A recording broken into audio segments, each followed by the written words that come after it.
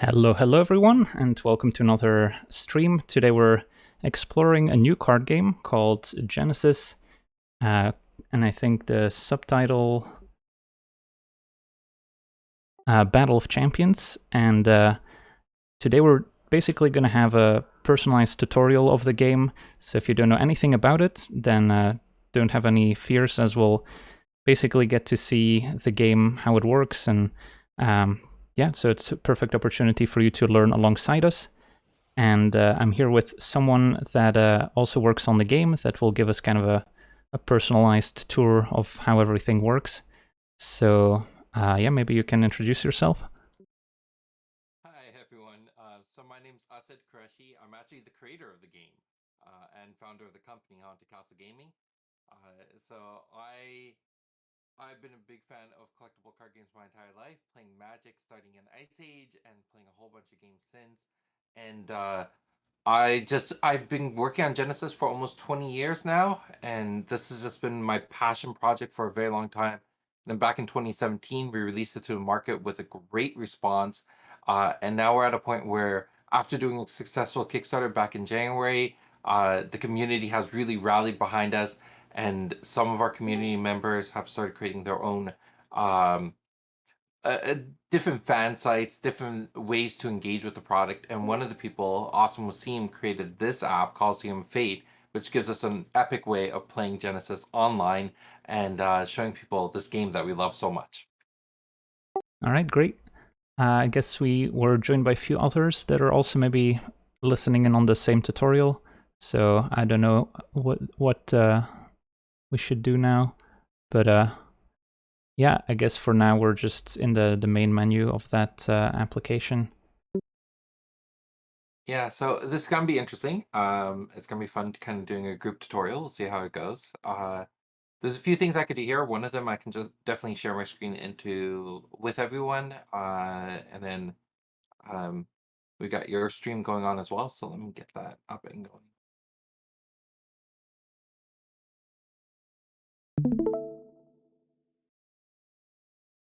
All right. If everyone's good to go, then I can just start breaking down the game a little bit and talk about what makes Genesis special, unique, and how to get into the game and the rounds. All right, I'll have to move around the stream setup slightly. 1 second.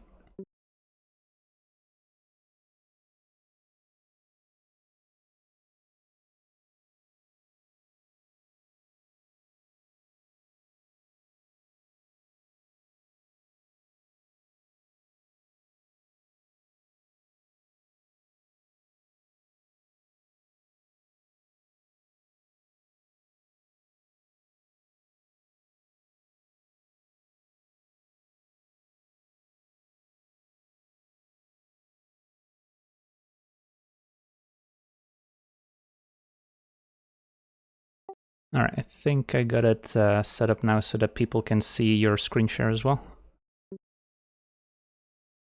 All right. I'm still trying to get used to the push to talk on Discord. I don't really use that feature very much, um, but let's talk about Genesis. So Genesis, like I said, it borrows a lot of elements from other TCGs, including Magic, because those were the games I loved growing up. But also borrowed a lot of elements from RPGs, from miniature games. So cool thing about Genesis is it's a tactical collectible card game. So beyond just being someone behind your hand sending creatures to fight out for you, you actually get to pick a hero and play as that character. So we have currently selected Kendra and Odar.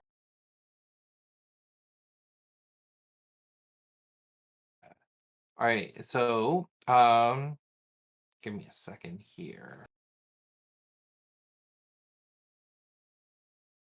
All right, so yeah, we have Kendra and Odara. The characters, every character has these three stats in the top left corner of them.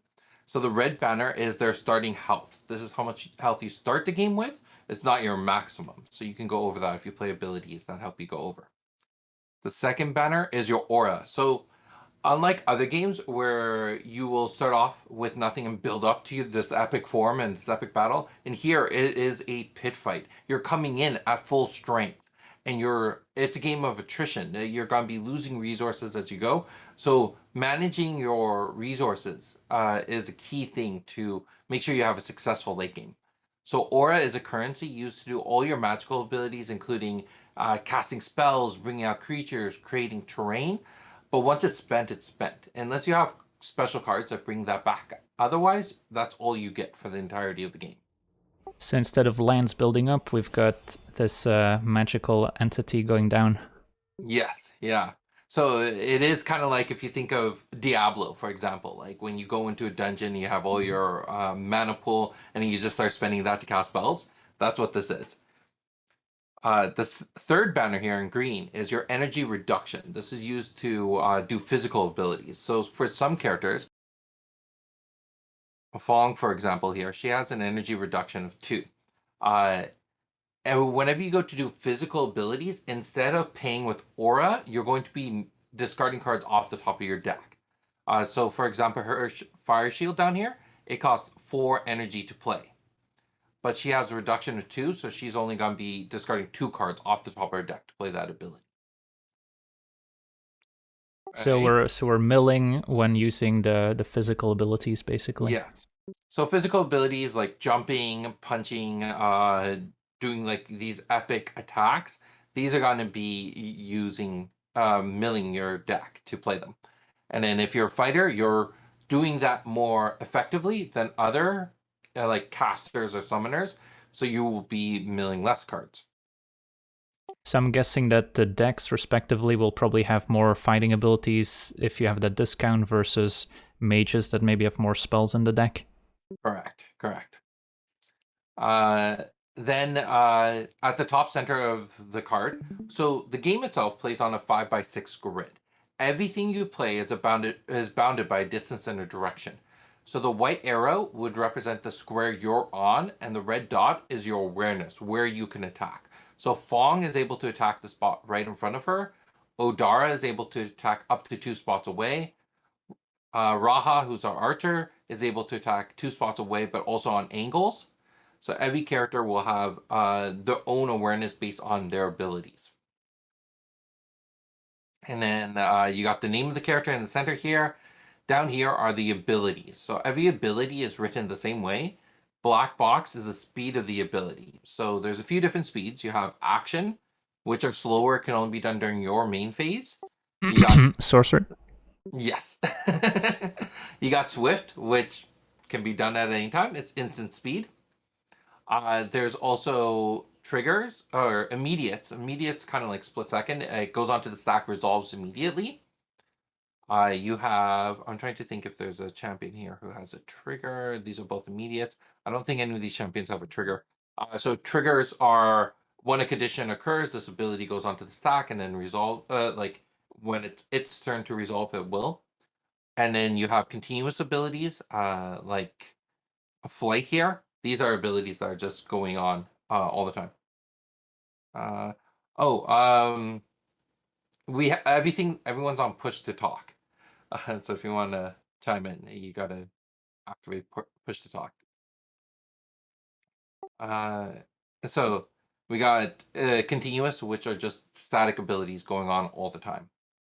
Uh, those are the different speeds of abilities. In the center is the name of the ability. So you have flight, dash, heavy, holy attack 2. You got things like range attack 2, area range attack 1. So attack abilities, we'll always say the keyword attack here. In bracket is how much damage they're doing.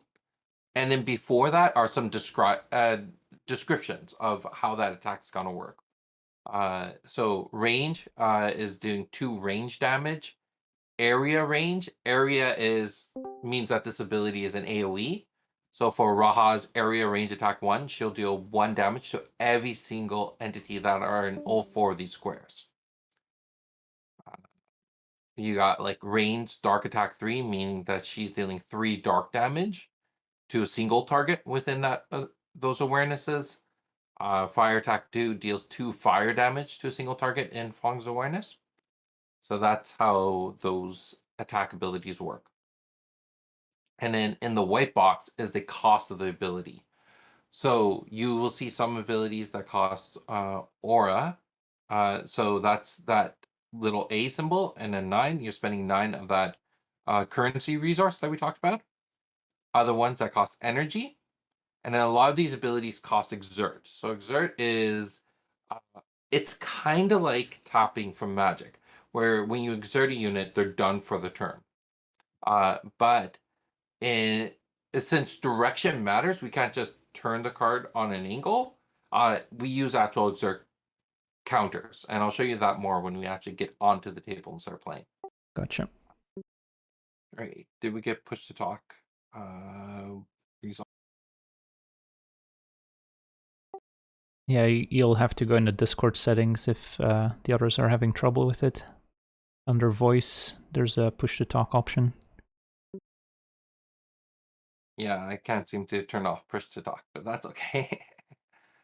um, all right, so I think that's mainly the tutorial of the characters. I'll go through how most of the cards are going to have very similar terminologies and concepts to other TCGs, especially Magic. So you all have a lot of experience playing Magic. It's going to be easy to pick up what a lot of these cards do. The terminology is very similar. It's just going to be about understanding that the cards from your hand can only be played through your champion. So your champion is the your avatar on the board. It is you. So every card you play from your hand has to come through your champion. So your summons won't be able to like cast the spells, etc. Correct. Correct.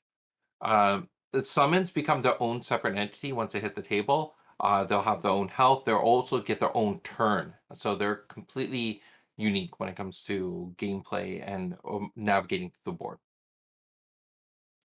Cool. Can you hear me, everybody? Yep. Yes. Okay, sorry, I got it sorted out. Yep, we're good. We're good. All right, awesome. Are we good to jump into a game and start kind of walking through a few rounds? Yeah, I think as with most games, it's easier to just see it in action and Yeah. then it'll make sense. So there are a few champions that I think are a little bit easier as a tutorial, usually fighters, because they just want to run in and bash things. But I think given everyone's skill level, we could probably jump into any character that seems interesting to you. Uh, is there anyone that, at least on the visuals, looks really unique to you?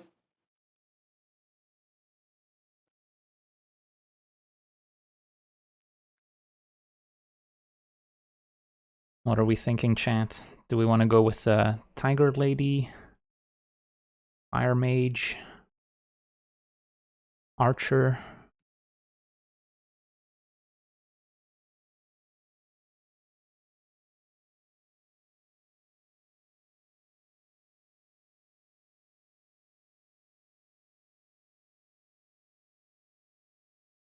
I think my chat likes the Tiger Lady.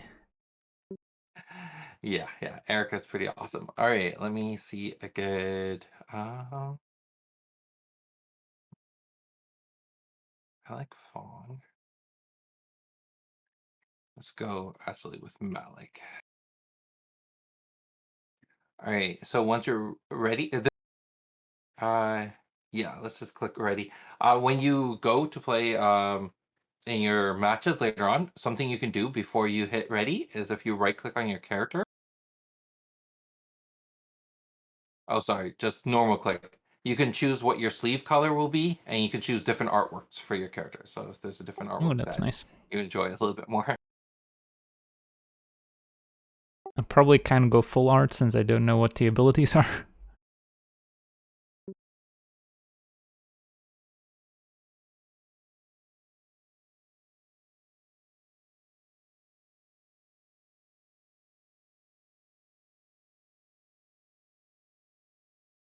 All right, so let's click ready and go into it.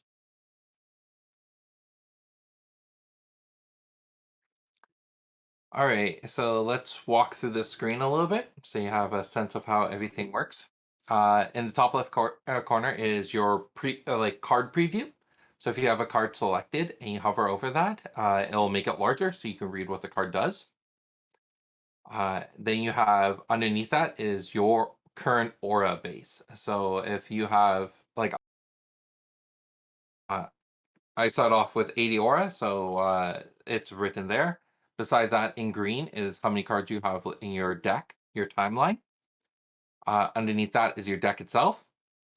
And then underneath that are a bunch of little icons that will have different game functionalities. So the first one is removing all exert tokens. Second one is shuffling your deck, rolling a dice, calling a judge, which actually is connected to our fan Discord server. So if you're in the middle of a game and you have a judge question, you can click on this. It'll pull up the fan Discord server and you can start asking questions.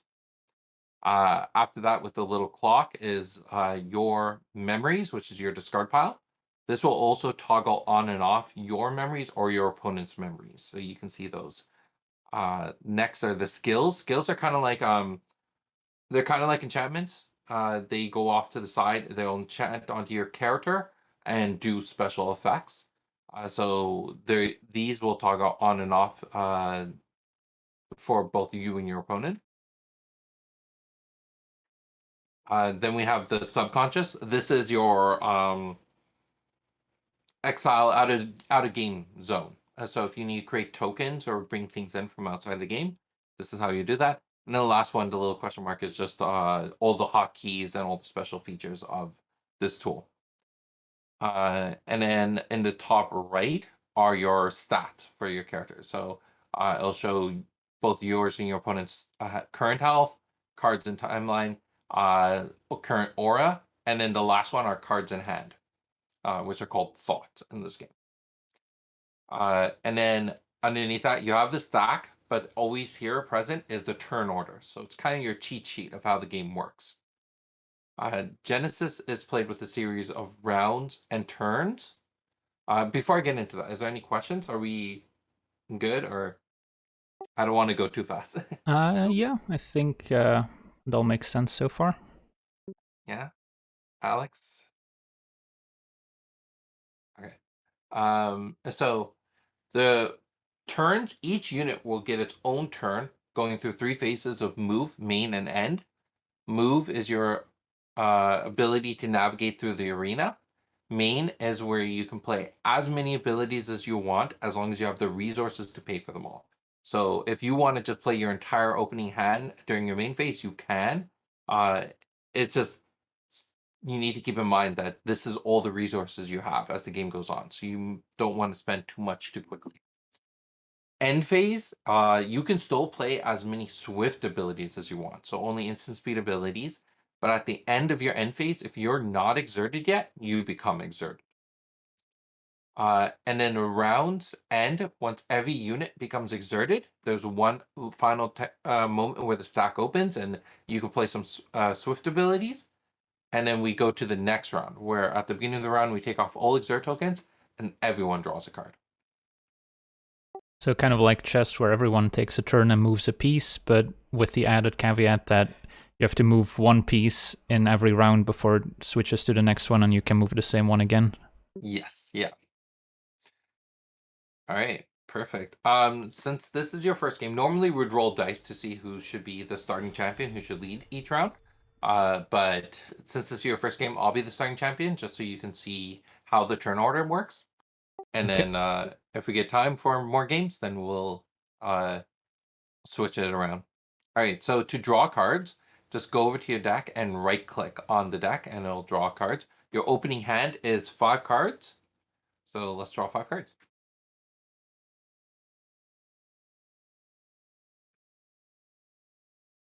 All right. So at this point, we go into the first round. The first thing we do in every single round is remove exert tokens, but we don't have any to remove right now. So then we all get to draw a card. So draw one more card, so you have 6. All right. Oh, it says I have 5, but I have 6 in hand. I don't know why it didn't update, but it will soon. And then we go into the turns. So the first thing we got, I'm the starting champion. I get the first turn of every single round. My only unit on the board is Malik, so I'll be using Malik first. And I'm in my move phase. During my move phase, I can stay exactly where I am and go into the main phase and start playing things, or I can move and or rotate. So each one of these actions during the move phase is a move and or rotate. So moving is to one of the 4 orthogonal squares. So left, right, forward, back. And rotating is 90 degrees. So you can use Q or E to rotate.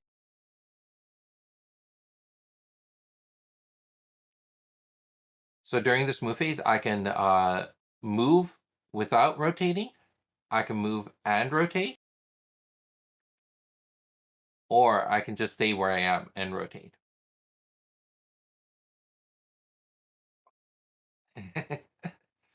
Got Erica dancing around. Oh. Do you mind So, just one more time for yeah. the stars? Just for me in my chat. What Yeah. does rotating exactly do? So you see how at the top center of the card, Malik, there's this grid at the top? Yep. And there's only this red dot. So if I hover over Malik, you can see there's a red square right in front of him that is highlighted. I can only use my attack abilities against that red square. So if I want to attack the person to the side of me, I would actually have to rotate to Gotcha. have that person visible. Okay, sweet. So I'm going to start my move phase by moving 1 square towards you. And then I'm going to go into my main phase. So during my main phase, I can play as many abilities as I want. I'm going to start by bringing out a creature. To play a card from your hand, you can double click on it, you can right click on it. It'll give a little pop up. So I'm gonna play this giant scorpion and I'm gonna beckon it out. So beckoning a creature is how you're bringing it from your hand onto the board. You'll see that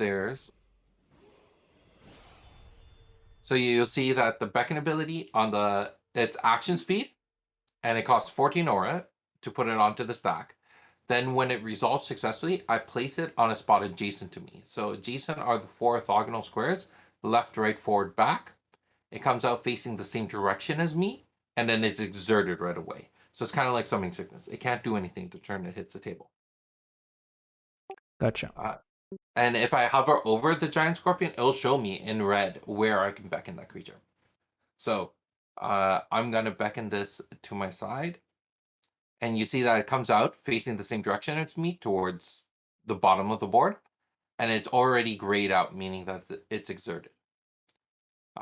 There's nothing more I want to do. So to end my turn, I click on my character and just hit spacebar. And that'll exert the character. And then it goes over to your turn.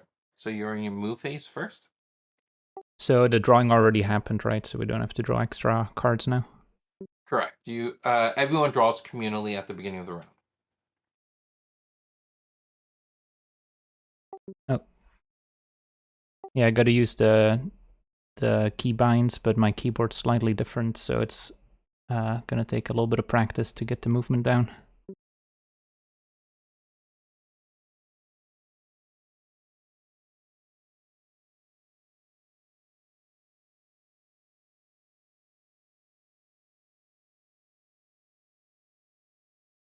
Alright, I moved forward.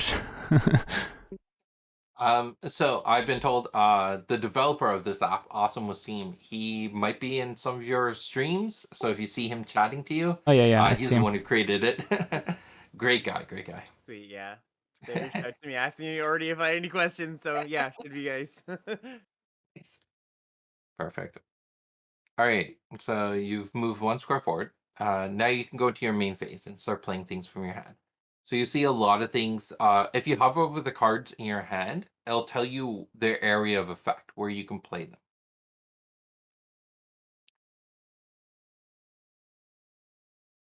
Yeah, and you might need a few moments to read your cards. I realize that now.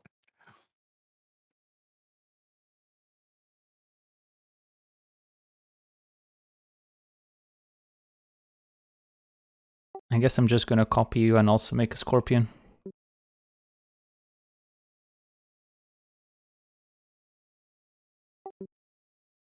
Yeah, I might have to switch to Chrome because there's some issues on Firefox.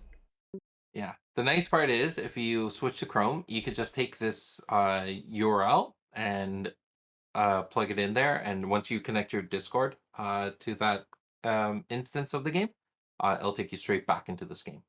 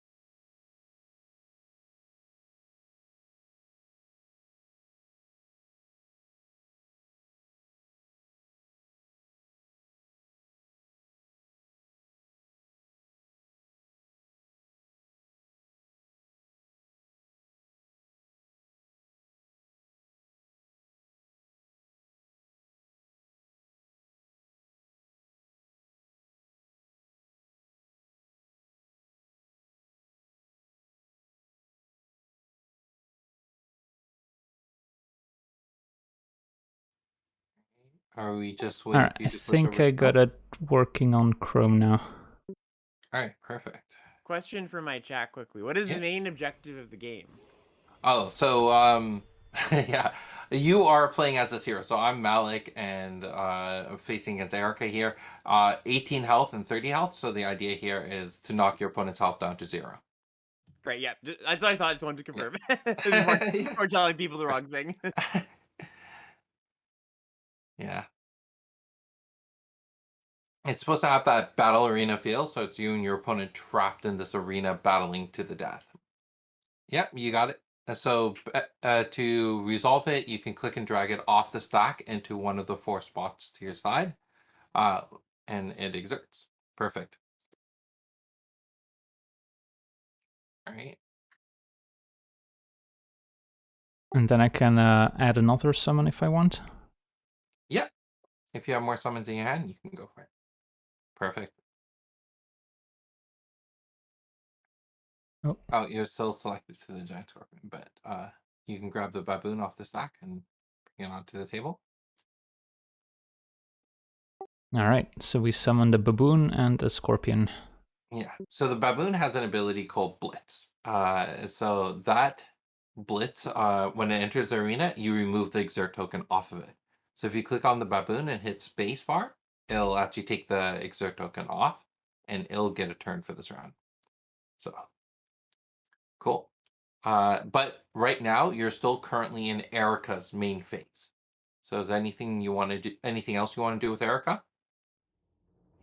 I think we're good. All right, cool.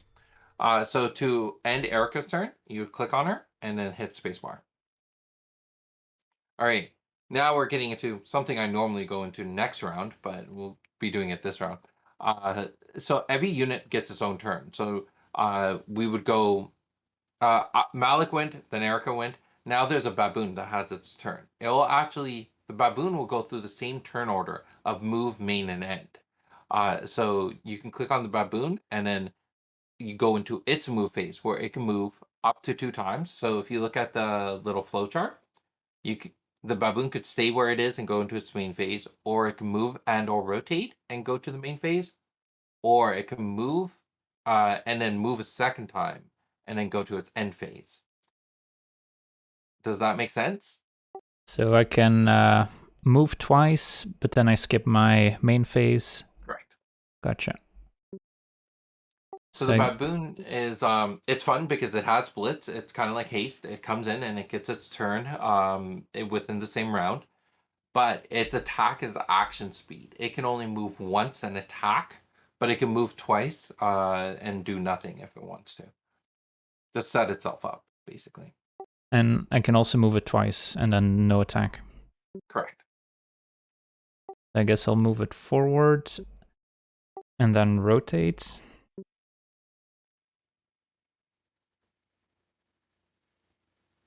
Q and E. No, there was one rotation, and then I'll move it again. All right. So you don't have to move in the direction you're facing. You could just gotcha. to the side if you want. So we could, yeah, I guess we'll still end up in the same spot then. Yep. So spacebar to exert it.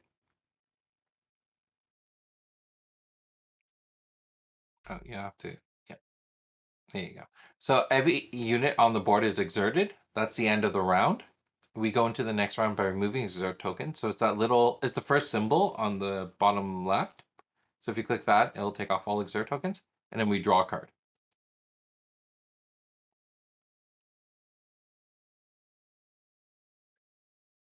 Push to talk and using Chrome as interfering with one another. All right, so turn order at this point. My team has 2 turns. I have the Giant Scorpion's turn and Malik's turn. Your team has 3 turns. You have a Giant Scorpion, Erica, and Baboon. The turn order here is, since I'm the starting champion, I take the first turn, then you take a turn, then I take a turn, then you take a turn, and then you'll get your 3rd turn after that. So we go back and forth taking turns. I don't just move all my units at once. I do one character, then you do one character. Gotcha. Cool. And then the second thing to note here is that the game favors the defender. And what I mean by that is everything you play, almost everything you play, will go onto the stack and resolve in order, including attack abilities. So if, just say I were to take my giant scorpion and move it forward and attack your giant scorpion. So I'm just going to pretend here and put my attack ability onto the stack. You could respond with your giant scorpion attacking mine's back. Your attack would resolve first, and then mine would resolve. So higher on the stack, it'll just resolve in order. However, if a unit dies before its attack ability resolves, its attack ability, it fizzles off the stack. It doesn't resolve successfully. So your So unit that's needs... a little different from some games we may know. Yeah. So here, combat isn't done simultaneously. Combat can also happen at any time because almost every attack ability, so like the Giant Scorpions or Erica's or Malik's abilities, are swift speed. They can be done in response to anything. So Erica could be casting a spell, and in response, Giant Scorpion could be attacking. There's no dedicated combat phase. And for your ability to resolve, the unit who's playing the ability has to still be alive at the point of when it's trying to resolve off the stack. Make sense? Yeah. The other thing to note is when it comes to attacking back or like defending your attack. Like I said, you can play attack abilities at any time. So if I come to attack you, you can attack back as long as you can pay the cost. So if you're not exerted, then you could pay the cost and you can exert yourself to do the attack. The other thing is you got to be aware of awarenesses. So if my giant scorpion was to move forward and attack, to say Erica, the other giant scorpion could attack back, but Erica couldn't because my giant scorpion is outside of Erica's awareness. Hmm. So Erica I can see. only attack. Yeah. So you can only attack things that are within your awareness. But if you had a spell that could hit on that distance, then you could respond with that spell and do those attacks. So what I'm gonna do, Is there a way to undraw cards, since I think I may have drawn 2 by accident? you could just take that card you were supposed to draw, put it on top of your deck, and then the second button in the bottom left with the 2 arrows that are crossing, that'll shuffle your deck up.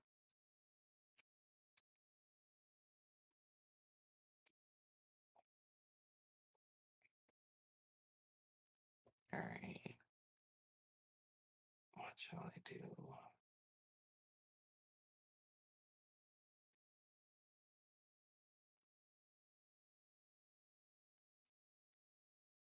Okay, I'm gonna...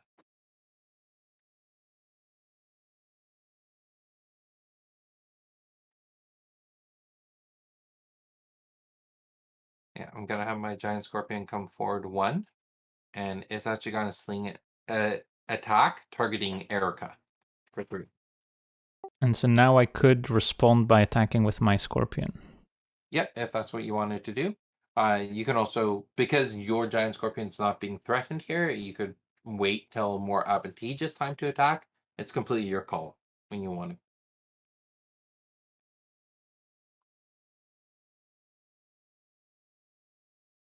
And I could also respond with like one of the like attack move cards in my hand potentially. Yeah, as long as there's a target or some like there's an option to use it, then yeah, you can respond with cards from your hand. So let's say I had a leap in hand. I could leap my Erica forward and then rotate her to maybe attack the scorpion or something. I believe leap is action speed. I see, so that's like the slow speed. Yeah, it's sorcery. It can't be done in response to thing. It can only be played during your main phase. But we could backflip. That is correct. You could. Yeah, I guess we'll backflip, because who wouldn't want to backflip? Exactly. So yeah, right click on it and put it onto the stack.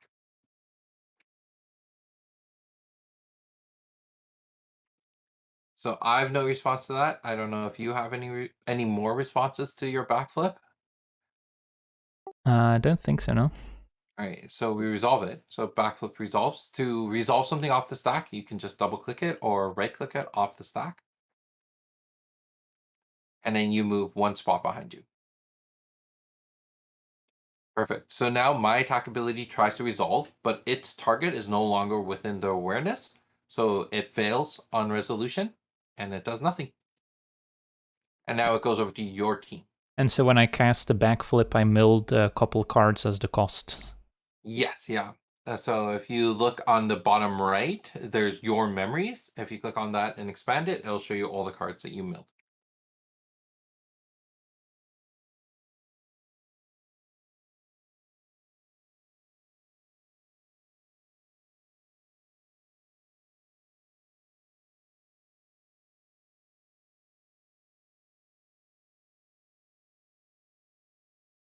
So something you'll find from Genesis is that the game has a lot of soft counters, like we saw with backflip there. It wasn't a direct like counter this attack, but because you were able to evade the attack, you saved yourself the damage.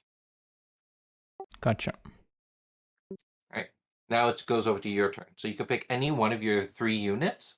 So the baboon, scorpion, or yourself, Erica, and go through your turn order for that character. So let's say I want to move my scorpion forward, and then I can do the swift attack on your champion. That would work. Yeah.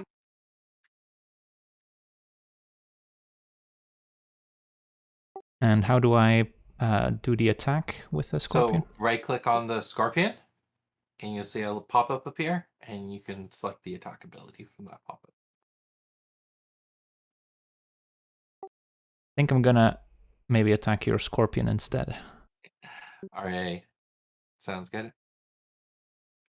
I don't have any response. So to reduce health on a unit, you just click on that unit and then use the minus button to reduce health. 1, 2, 3. And the attack resolves successfully. All right, now it goes over to Malik's turn. All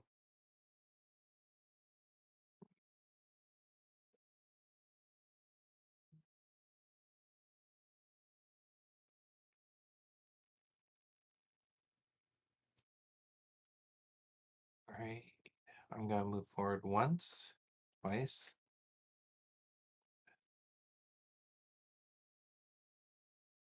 Let's rotate. Nope, that way. Let's rotate here, and I'm gonna do my basic attack for 2. And so then I reduce the health by 2. Yep. And now it goes over to your team, either the baboon or Erica. Let's get this baboon into some action. Solid. So can I can just move to the right and then I guess rotate to attack. Yep.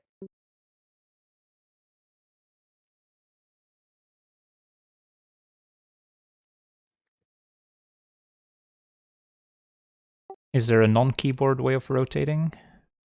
If you right click on the card, you'll get a little pop-up. And then on the right side of the card, there's a few different options. Yeah, there you go. All right.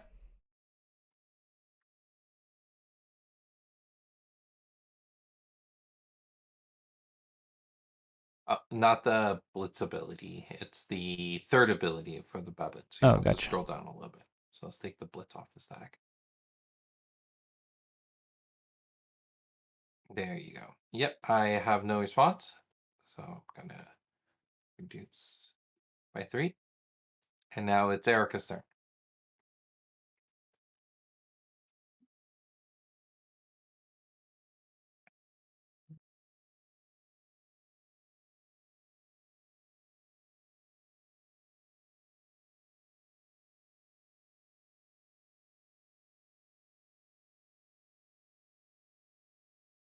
I guess we'll just move forward and attack.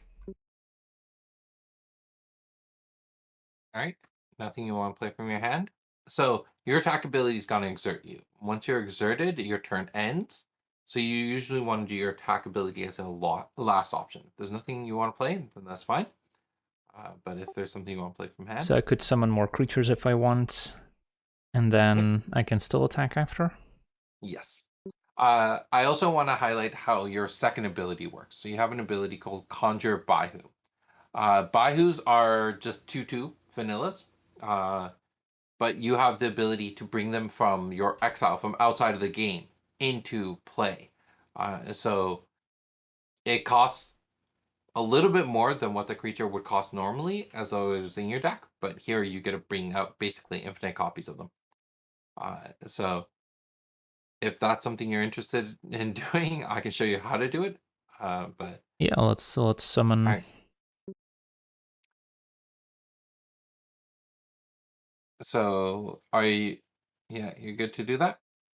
Yep. So do I All right. just right click it? Right click it and then Conjure Baihu is the ability. Yep. So to resolve that, there's that little underneath your deck. There's a symbol of like a sleeping person. If you click that, it'll bring up this like little search field, and then you can type in the name of the creature. So BAI,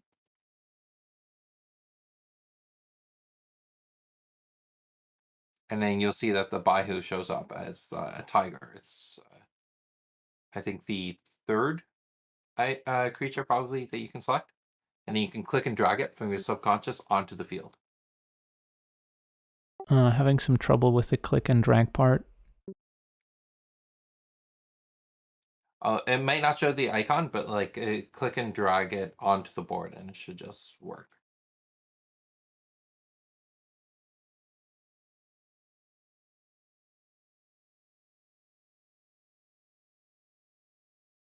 Oh, there we go. I just had to like double click it.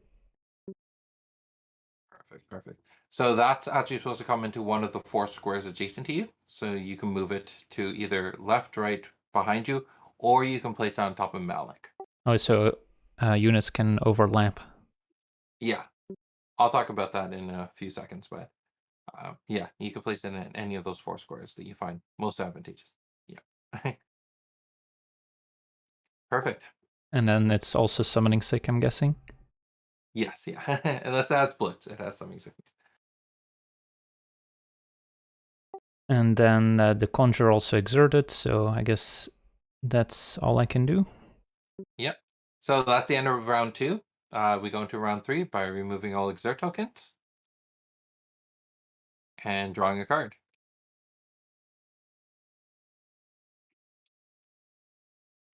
All right. Now, just some terminology differences I wanted to highlight. So you know how you place the Baihu on top of me? There's 2 different core functions in the game. One of them is move, and one of them is place. So if an ability says move, or like if you're trying to move on the board normally, you can only move onto spots that are unoccupied. A spot is considered occupied if it has a champion or summon on it. So Malik, if I moved off of where the Baihu is, I wouldn't be able to move back on.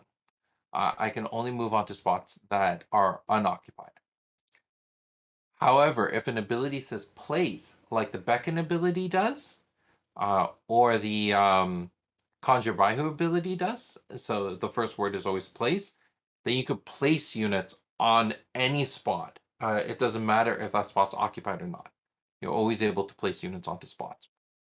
So that's one terminology, and the other is adjacent versus around. So if you ever see an ability that says, you know, deal 3 damage to everything around you, around is all 8 squares. So adjacent are the 4 orthogonal squares, left, right, forward, back. Around are all 8 squares. Gotcha.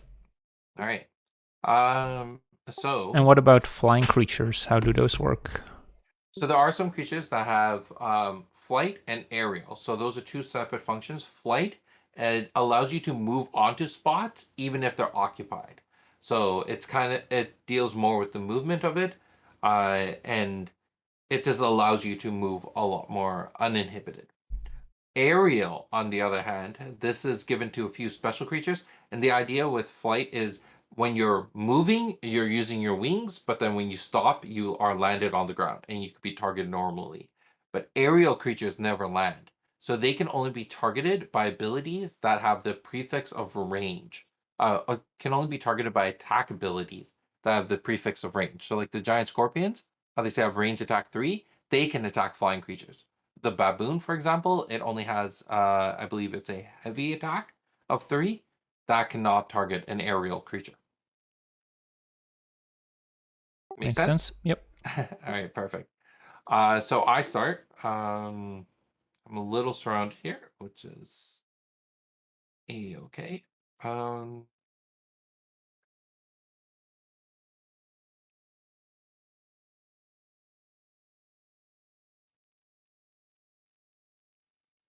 right. In the meantime, thank you very much for the continued support, Olol Yosh, Let's see. PRX, I think FX, I'm going and to Dehydro. a little aggressive. Very here. much appreciate it. Papa Gandalf also with the 19 months, welcome back. Move Pierogi Malik Addict, back welcome one back. and Thank you rotate. everyone for the support. I'm gonna start by playing Landslide. So this spell costs 28 aura. It deals 3 damage to everything within those 6 squares. And anything that gets damaged by this becomes exerted and then can't move or rotate for the turn. So it's kind of like So blocks them. it's basically animal abuse. Yeah, it's a pretty brutal card. So while this is on the stack, it's now your team's opportunity to respond with any swift abilities you want. So I guess we'll start with Baihu, who's gonna get an earth attack in before perishing. Okay. Yep. So you can right click on it, put it onto the stack.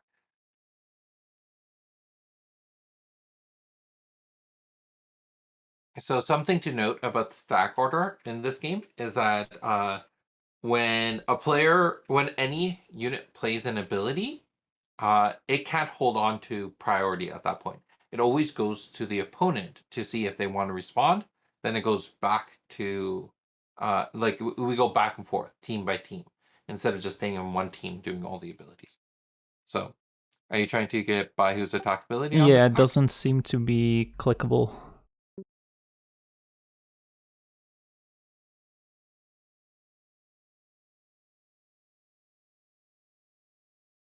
Oh, it seems like it's on the stack now.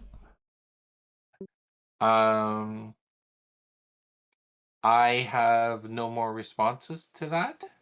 So now it goes back to your team. So can I like let the earth attack resolve and then do my next move? Or Yes. okay. Yep. Yeah, I might as well let the earth attack resolve first. All right. And then is there anything else you want to add? And then I guess I'll do the scorpion swift attack as well. And Right. I'll target maybe your scorpion. Yeah, my scorpion's the only thing that's within that awareness. All right. So my scorpion's going to respond by attacking Erica for 3. And then I guess I cannot do any action speed things now, can I? No. No. But if you have any swift speeds in your hand that you want to play, you can go for those. Nope, all action speed here.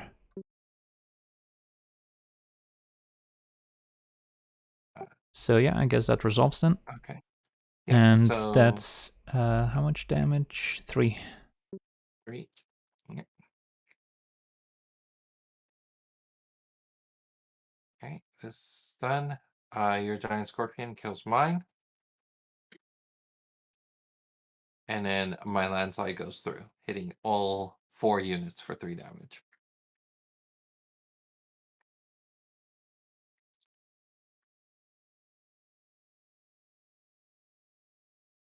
And as a follow-up, landslide will also exert you.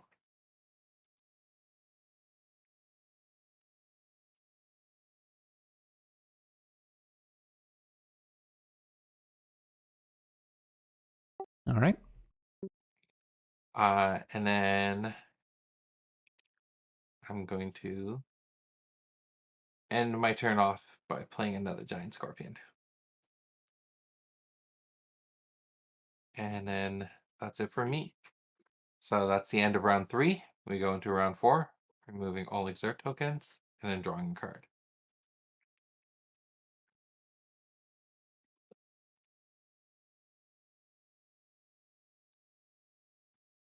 So that was a first example of maybe not wanting to overextend. Yeah. It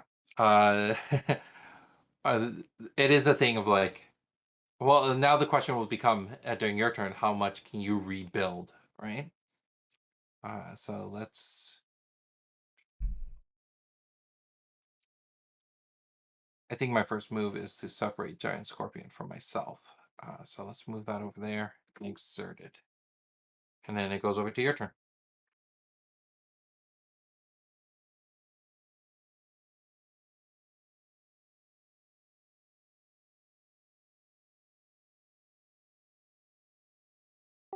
So we said we can summon units in the same spots. We just cannot move them into the same spot. Correct? So if I wanted to, I could like summon like 3 blitz creatures in front of me and have them attack your champion. Yep, you'd be able to. Something to keep in mind is that I know with the baboon, its attack ability was action speed. There is another blitz creature that has a swift speed attack. So just keep in mind which I see. what your creature's attack ability is. And so they cannot do the action speed one the turn you summon them. Well, they're sorcery speed, so you'll have to wait till that creature's main phase to Oh, be I able see, to I see. play that ability. Gotcha. And with Blitz, if you summon them, they can attack right away potentially? Yeah, as long as If they have a swift attack, I mean. Correct. Gotcha. Okay, I guess then we'll summon a unicorn. I believe Barrack. it's a fire horse. Okay, fire horse, my bad. Yep, you got it.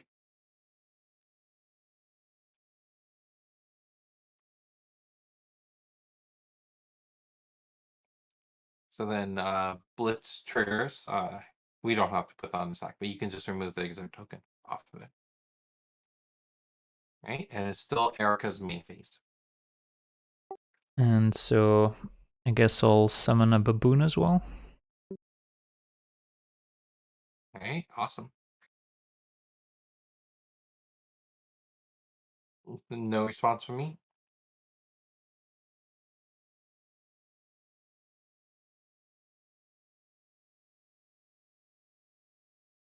Okay, that one also has Blitz.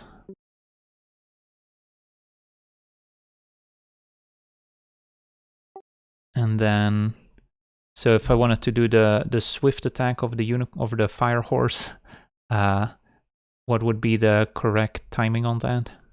So it can be done in response to any of Erica's ability. So any ability going onto the stack, the Baruch can respond to it. Or during the end phase, the stack opens up for any unit to be able to play swift abilities. So is there anything else you want to do with Erica? I guess we'll conjure another Baihu. Yep.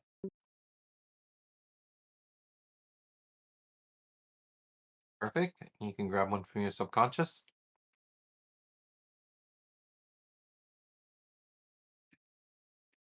Excellent. And the positioning was adjacent, correct? Correct.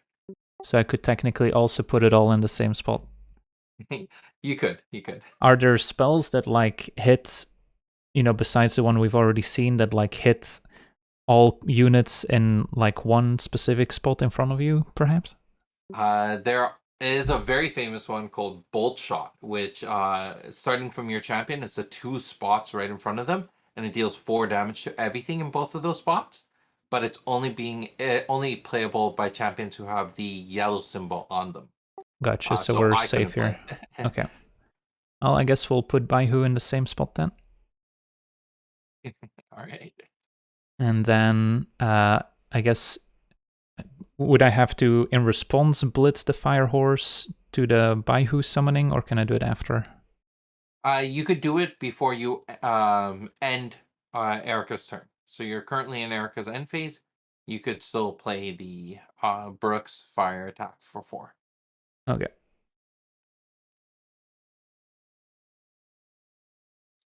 Read. Um,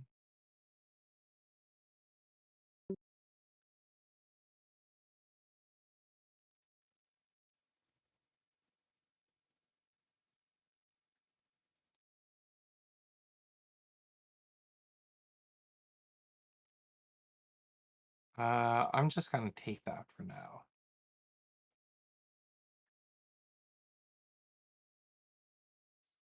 Right. So that attack is off the stack. So is the buy hit. Now it's my turn.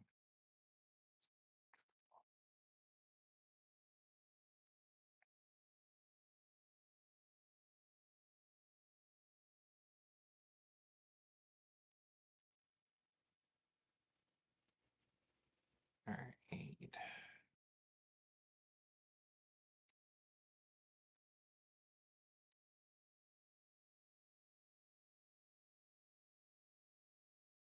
Oh, this is gonna be a little bit evil. I'm gonna play this Vampire Kiss, targeting your Gelda Baboon, Gelada Baboon. So the target within the awareness loses 3 health, and I gain 3 health. So kind of like a lightning helix, if you will. Yep.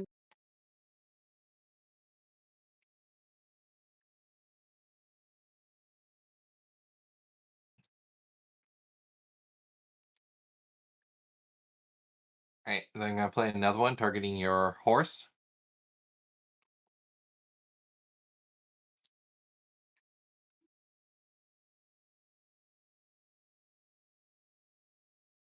And I'm just gonna do 2 attack to your horse.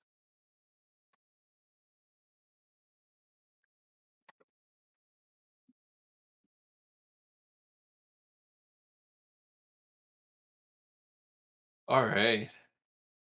I feel bad. I just had some really good draws, but yeah. All right, that's the end of the round. Let's remove exert tokens and draw a card for a new round.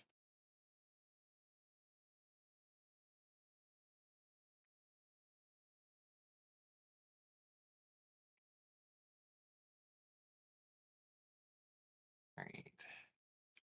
I'm gonna go forward twice and rotate, and I'm going to attack Erica for 3.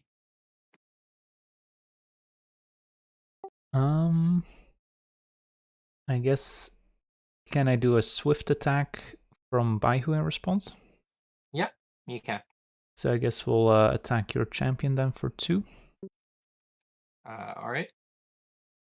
I have no response to that.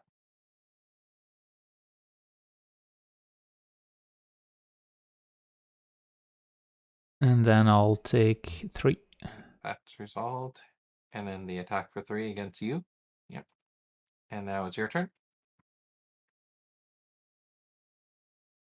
And so I can choose which, like if I had a bunch of summons out, I could choose which to move every turn, right? Correct.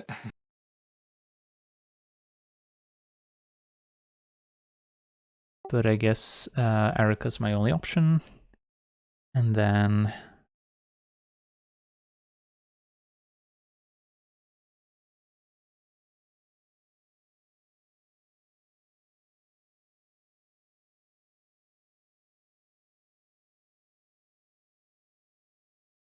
I guess we'll summon a cub. You want to move first, or are you good where you are? I guess maybe moving's not a bad idea.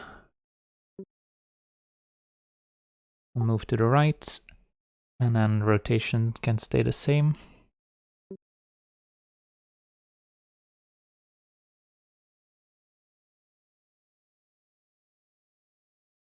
All right, no response. Go for it.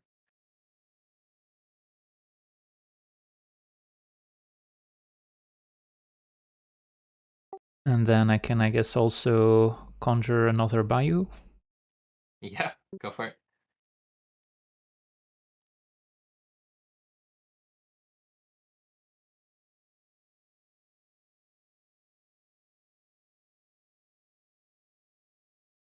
Okay, and then I guess I'm done. Great.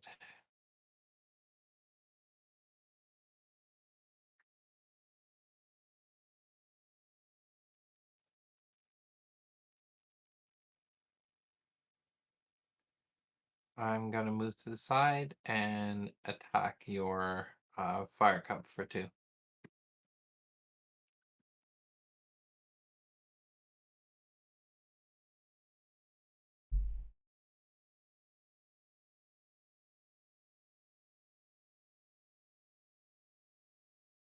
Sorry about things moving around if you're watching my stream. I just, yeah. All right, so that's the end of round. We remove exert tokens and draw a card. Cool.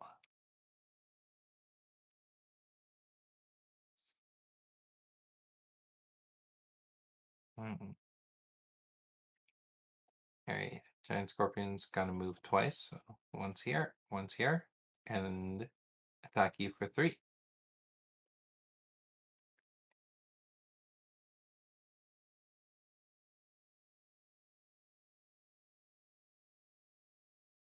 Yep, that happens.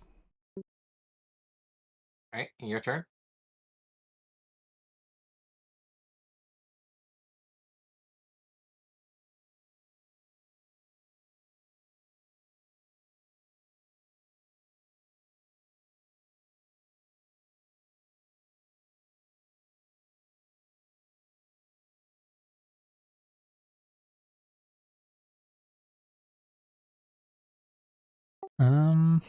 Yeah, not sure what to do here.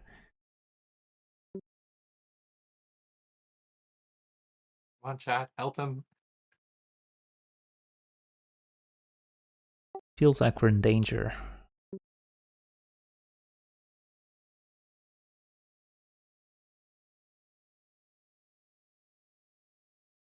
And I'm feeling like summoning creatures is a bit of a nombo with my own landslide.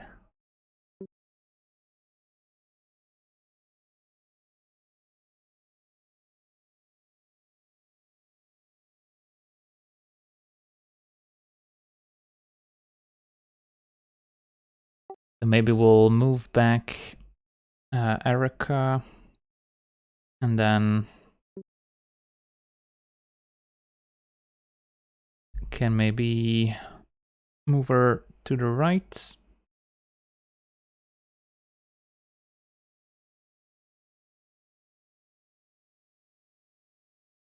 Moving And twice. then, yeah, I guess so. And then we can rotate maybe. Oh, like so.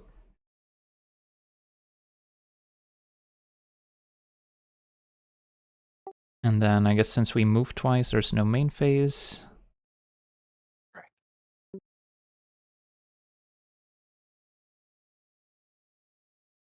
So then, does Erica then exert end of turn? Correct. Yeah. If there's nothing more she wants to do, she exerts.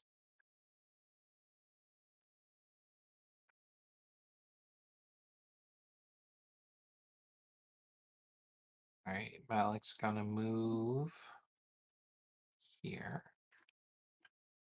and attack this Baihu for 2.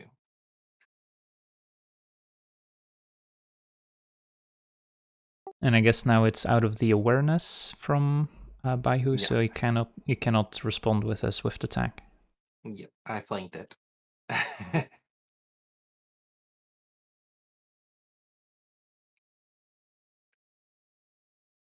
All right, now it's your other Baihu's turn. I guess he's gonna attack the scorpion here, so he's gonna move and then rotate.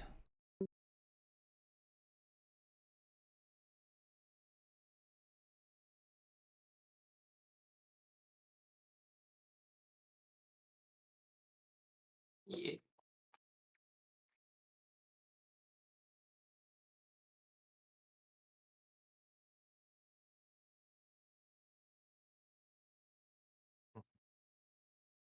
All right, cool. That's the end of round. We can remove exert tokens and draw a card.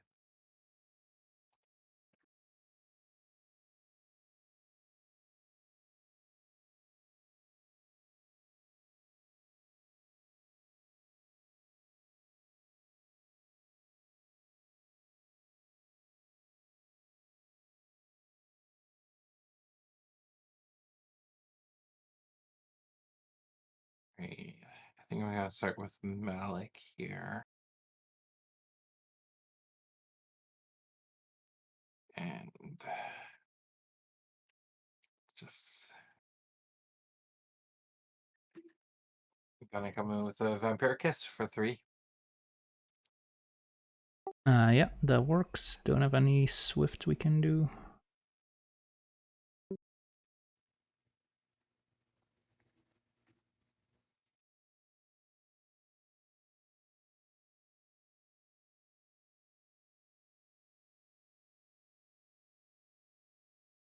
Right. And then I'm gonna do my charge up heavy attack, which does 4 damage. I think that's game. All right.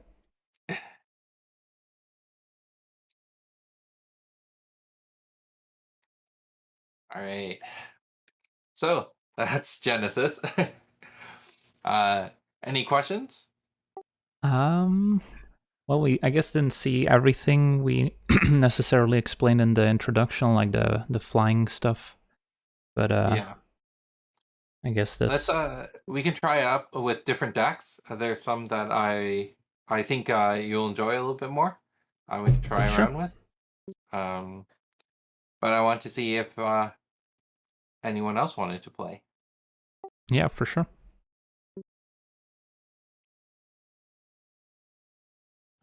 I'm good watching still, but All right, then we'll try another game. Let's go.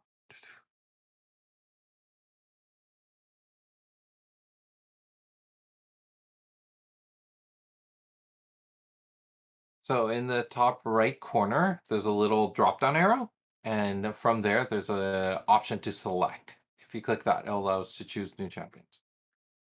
Gotcha.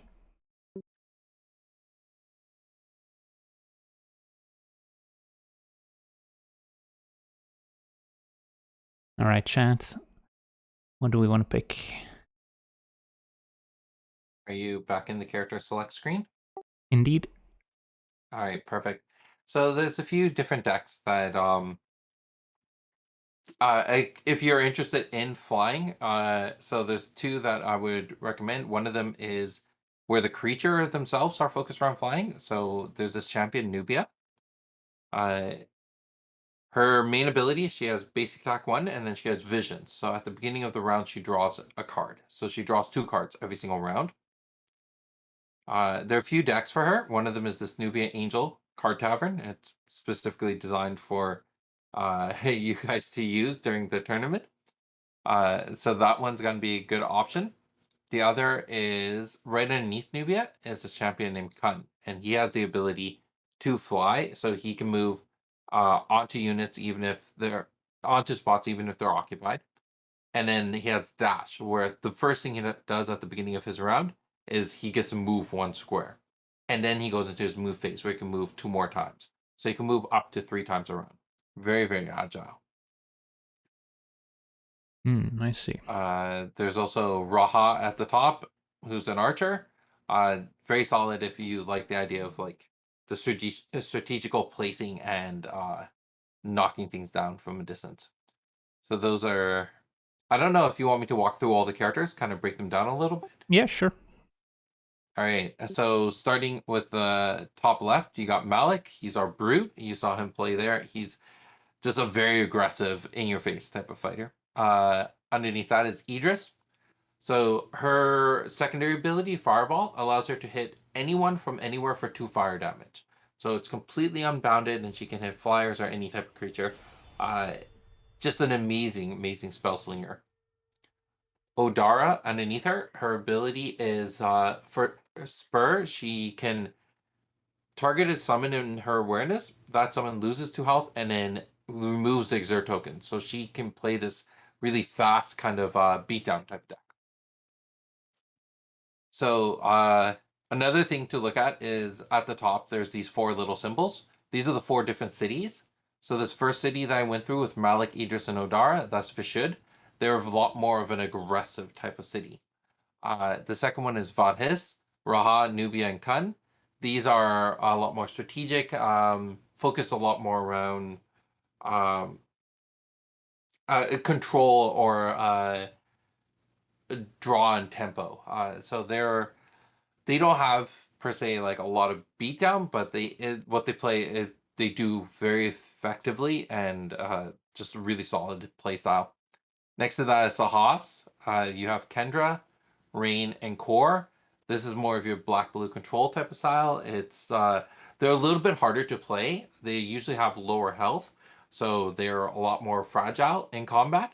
But they pull off particular strategies really well. So Kendra is your hand destruction mage. Her neuron ability target champion in the awareness discards 2 cards at random and then loses 2 health. Uh, so she wants to be in the middle and start neuroing her opponent, but she's also very fragile in Yeah, the she's way a little that. squishy. Yeah, exactly. Rain is your assassin, 18 health, the lowest out of all champions, but she can discard 2 cards from hand and basically teleport almost anywhere on the board as long as she can teleport through the shadows. So if there's a spot that's outside of something's awareness, she can move there and start pulling off her combos. So great fighter to come in and do an OTK or just teleport out and be defensive as much as possible. Core here has the most amount of health out of all the champions in Sahas.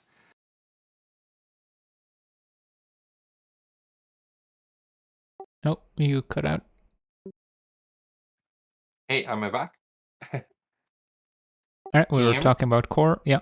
Yep. So core Mobius allows him to kill a summon within his awareness who has 1 health and draw a card. So he brings out a lot of little weenies and just eats them to keep up his tempo. And then the last city, Ajna, which has Long, Fong, and Erica. These champions are a little bit more balanced in stats. So Long, the big focus here is just 28 health, 100 aura, and then he has Cure, which allows him to heal his summons above their starting health. So our targeting awareness gains 2 health. So he can invest a lot into one summon and create these like giant monsters that kind of trample the board. Fong is the only champion who has that 2 energy reduction. She's one of the best fighters. So base attack of 2, and she has that reduction, allowing her to play a lot of really powerful things without worrying about milling herself out. And then the last Erica, as you saw, she has the ability to bring out the Baihus, which means she has an infinite army, basically. And those are the 12 champions. Nice. I like the different factions and how everything fits together. I guess we'll give Nubia a try. All right. I'm gonna go with. I don't know. Does anyone in your chat have a recommendation of who they want to see me play as? Anything in particular, chat?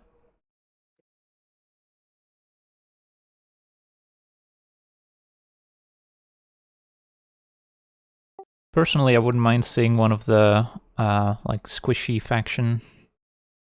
Yeah, either like Kendra or the Assassin or. All right. Let's see what the 2 decks are here. All right, I'll play with Rain. I haven't played with Rain in a long time.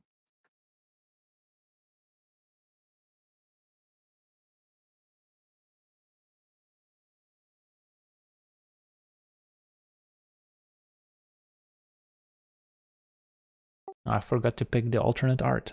Oh well. All right, let's roll to see who goes first.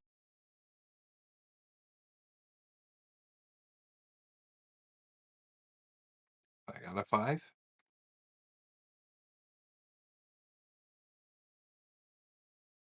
I got a 6.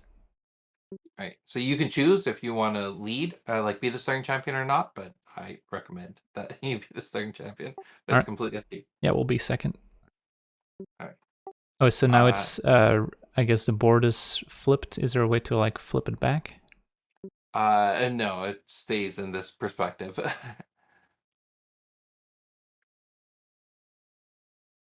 All right.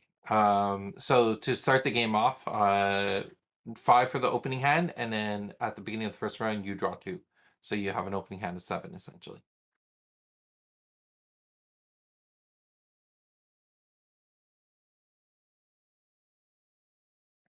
All right, and then it's your go. I'll give you a few moments to read over your hand.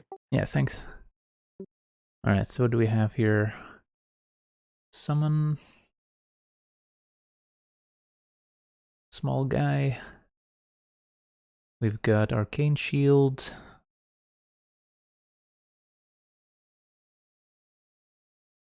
Okay. Sidestep.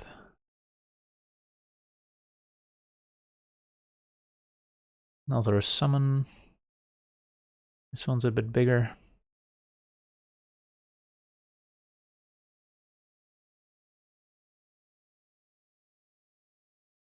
Angel seems pretty strong.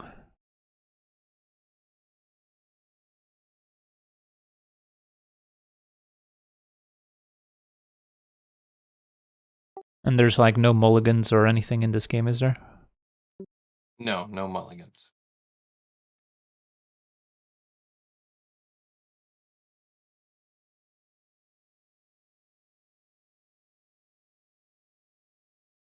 Alright, I guess we'll start by summoning a... You want to move first, or Um, are you? I think I'm happy staying where I am. And then we'll just summon this guy. All right, go for it. And then I draw a card. Correct.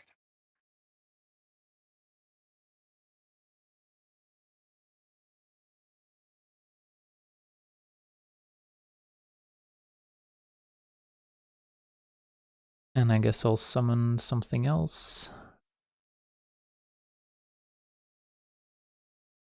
And that forces me to discard a card. Correct. I guess it says it cannot do it automatically, but Yeah. we'll keep track. And I'll Yeah, you summon just that. click and drag a card from your hand and over to your memories. Memories, let's see. Alright, so let's see here.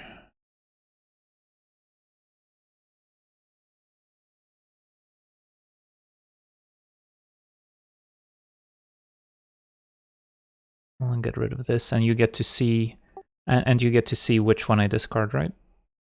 Yeah, I have your memories open so I can see which card you discarded.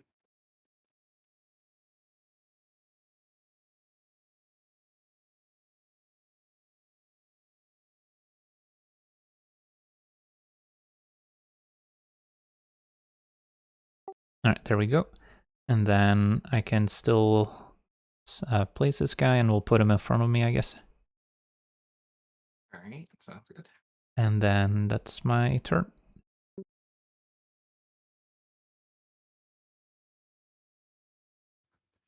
All right, I'm going to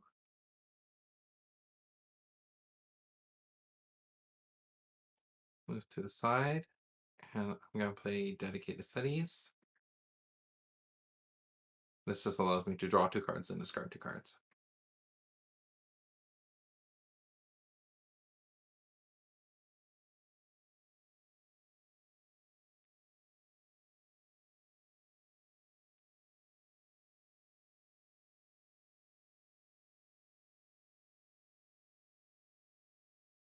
And that's it for me. Next round? So I draw 2. Correct. And you start? And then I guess we'll start by summoning another guy next to me.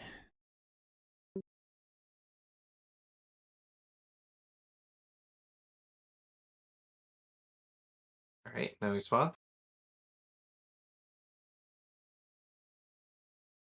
And I draw.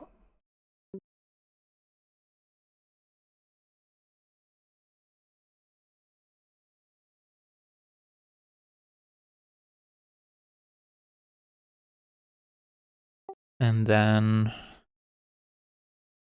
let's see. I feel like I might be putting too many creatures in the same spot. But I still want to summon an angel. Yeah. All right, go for it. And so that also has to be within the tiles adjacent to my champion. Yeah, so if you hover over the beckon ability, it'll show you the red spots where you can beckon it.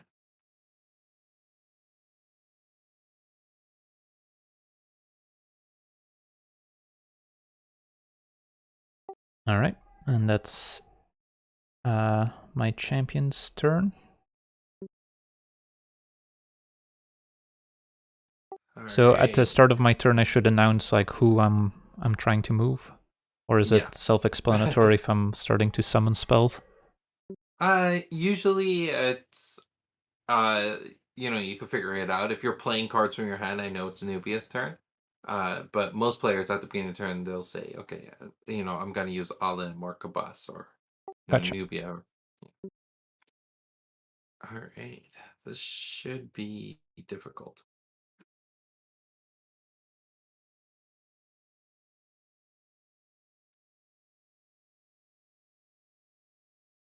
Nothing I can do. I'm just going to stay there.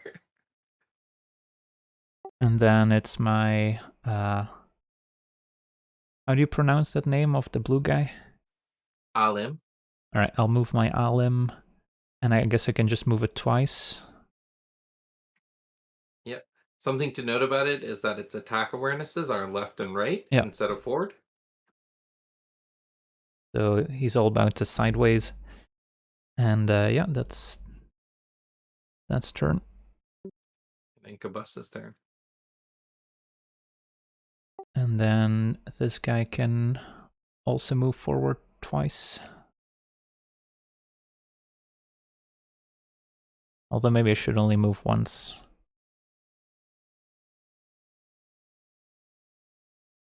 Yeah, because the dark attack is swift, so you could technically move your assassin twice and still do a swift attack.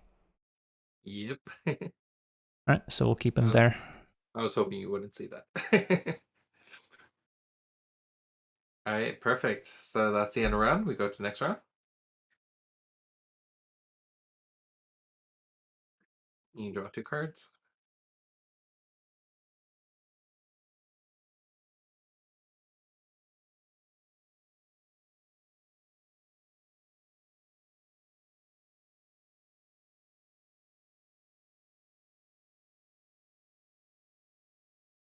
Reading some cards. Sorry, you start. I don't.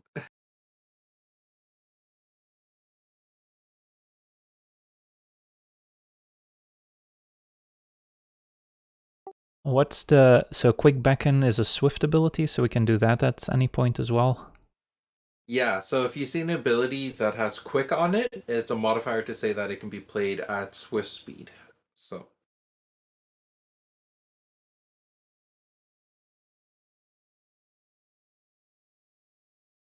I see, I see.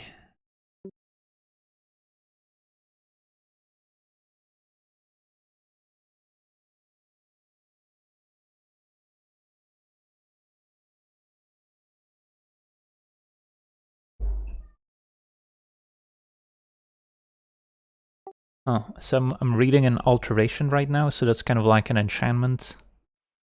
Yeah, alterations are terrain pieces. So you can place them not just adjacent to you, you can place them anywhere on the board. It'll say specifically, like there are some that do have limitations, but if it says create, then you can create it anywhere on the board that is not occupied. So where there's no champion or summon. And then that spot is now considered to become that alteration. So in the case of, I don't know which alteration you got. I don't know these decks. I have the river. Yeah, so if you place that somewhere, then that spot now is considered, River and I. The alterations do have health, so I can come in and destroy them if I need to.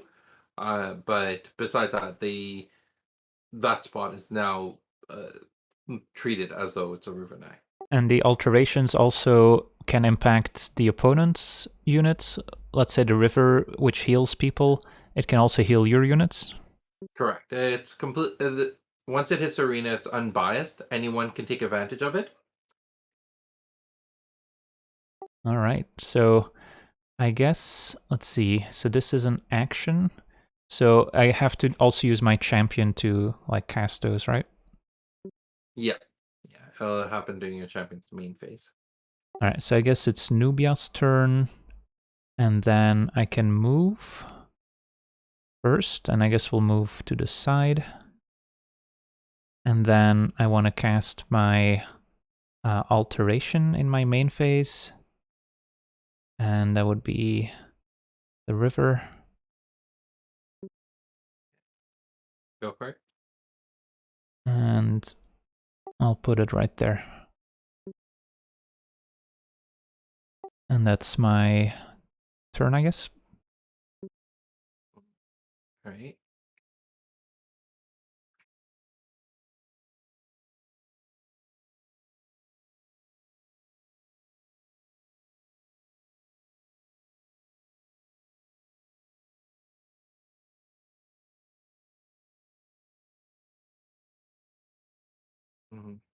Thinking.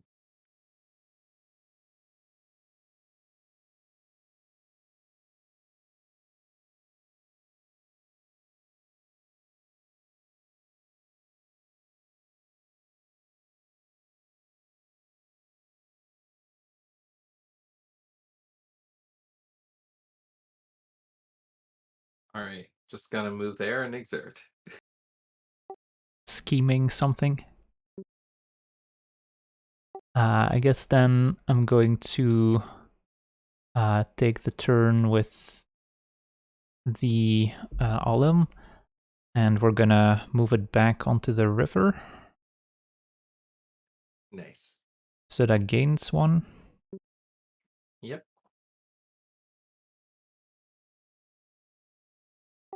And then I can move again, so I'll move off it to the right. And that's that guy's turn. And I guess I'll farm some health. Sounds like a good plan. And then I guess since you don't have anything you can move, it's my turn again. Yeah, you can go through each of your units. And we'll move the angel twice, picking up a health.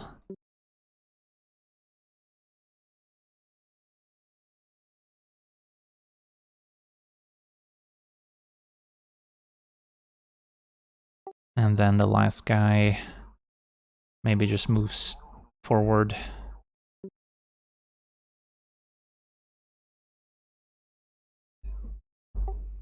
Okay, I guess I don't that's... think your Kabus took a turn. Oh, yeah. Yeah, I guess he can move and heal as well. Well played.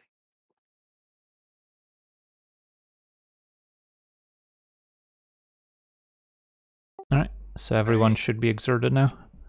Yeah, let's draw a card and go to the next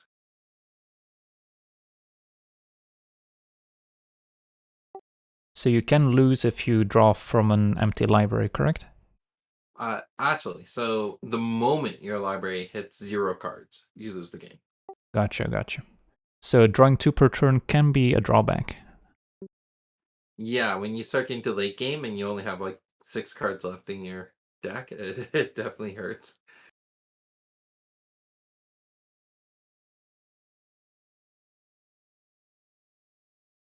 So it's my turn. Correct.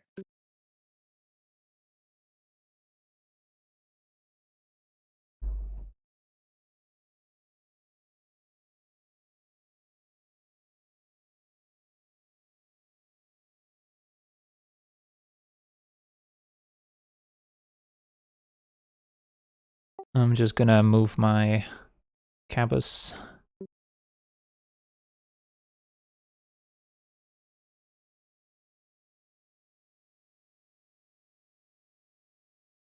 And that's it. Alright. That's my turn.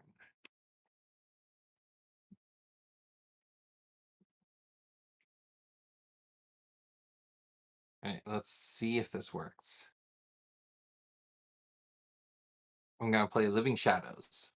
This ability will allow me to move to any spot on the arena where it's not within something's awareness, and then I get a rotate after that.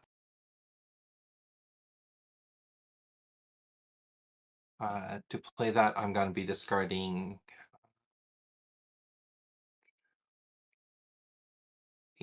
pressure point and a Shadow's Grasp, it looks like. Do you have a response? Not at the moment.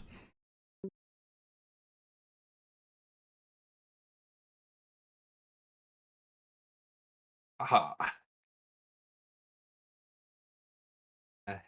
And then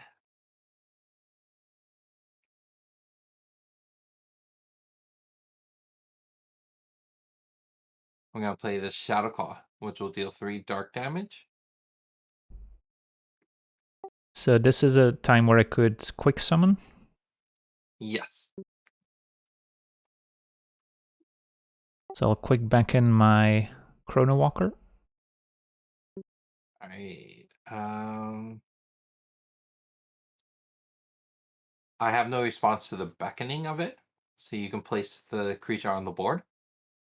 So I have to place it, and then it would swap places with the beacon or with my champion. So it won't immediately. It's a trigger, so it'll go onto the stack, and we can respond to that trigger. I see. Okay, well I cannot place it on an occupied spot, so that doesn't leave many options. No, you can place it onto an occupied spot.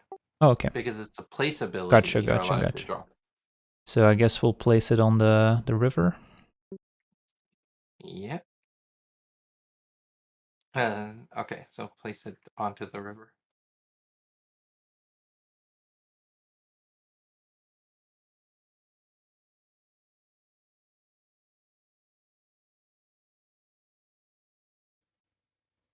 Are you able to drag it onto that spot? I thought I did. All right. So now you can right click on him and put the decoy onto the stack. Perfect. Before the decoy resolves, I'm gonna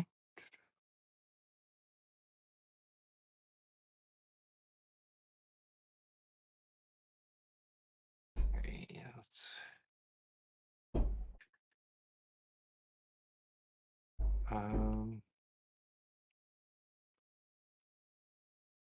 I'm gonna play another Shadow Claw.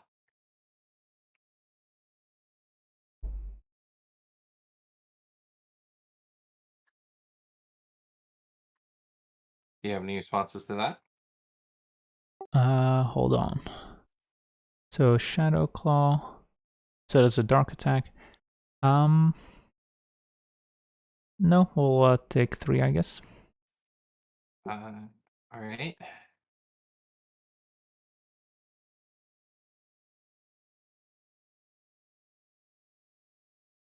And then I'll play another one.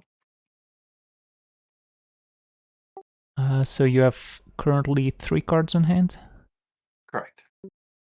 Alright, we'll take 3.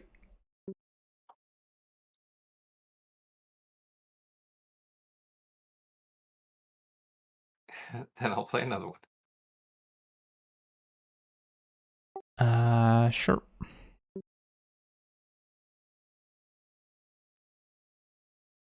So yep.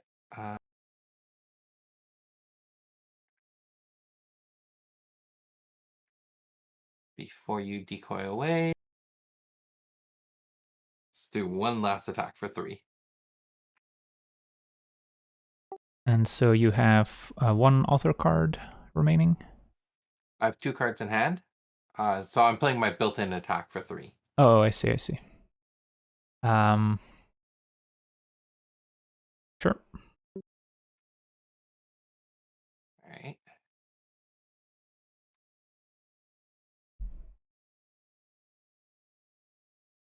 And now decoy happens.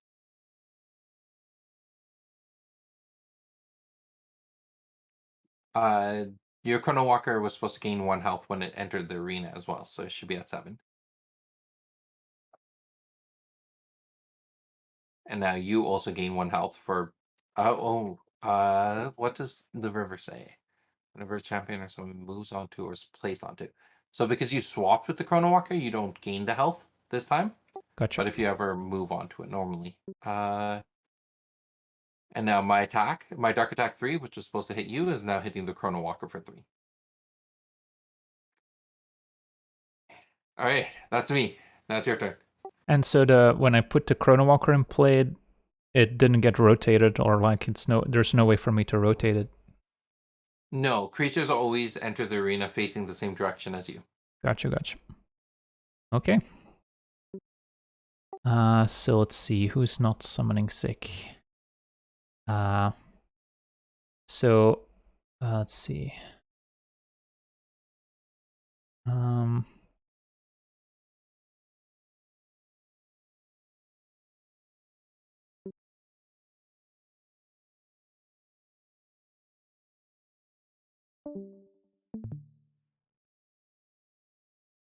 Something to keep in mind also is that the angel can move onto spots even if they're occupied.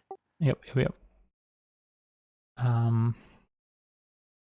But the angel that's currently in play won't be able to hit your champion this turn, correct? Why not? Because it can move one spot and then it's not in the area. So the angel's attack is swift. It can move twice. Oh, I and see. still attack. It's a swift attack. Okay. Well, in that case, I guess we'll move our angel twice. It'll gain a life. And then it can still do its swift attack for 6. You need to rotate it as well.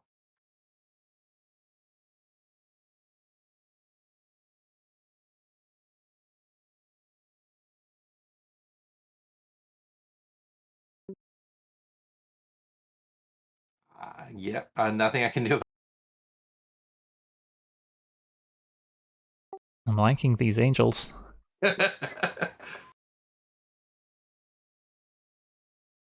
And then next I'll move one of my all-ilms. And I think I just need to rotate him to be in his awareness. Yep. And then I guess, let's see. Is there a way for me to do a swift attack and then still move after? Or is it always at the end of the moving phase? So move phase, it's kind of like upkeep. It has to happen first. It's the first thing that happens, and then you can do attack abilities. Gotcha. Well, I guess we'll just rotate him once and then do his swift attack. Yeah, you got it.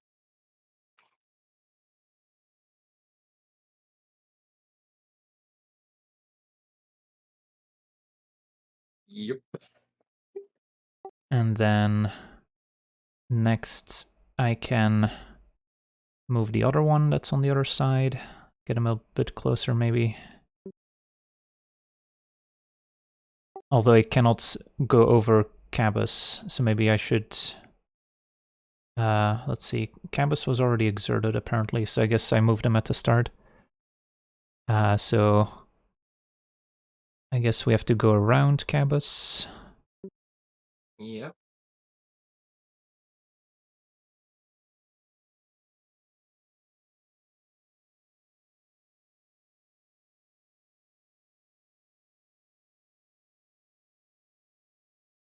Something like this, and this guy's exerted. And then it's still my champion's turn. And we will spawn another angel. Of course.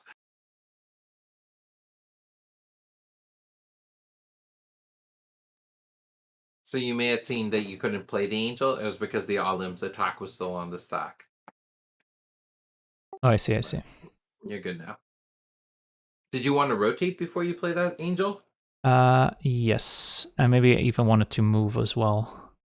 So I guess we'll take that back and then move... Are you good like that, or did you want to rotate first? Yeah, we'll move over here, I think. Unless, I guess we can still maybe get a... Nubia doesn't... Yeah, now you're back in the... Nubia doesn't fly, right? So I guess I couldn't go over my other minions. No. And then now, so you have two options. You could, if you stayed where you were and you played the angel on top of your other angel, then both of them are primed to attack next round. Or you could do what you are and then place on top of the river and then gain the extra. yeah, I think that's what I'm going for. All right, go for it.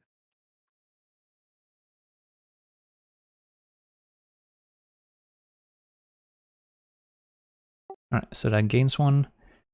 And yeah, I think that's the end of it. All right, let's go to next round. And you draw two cards.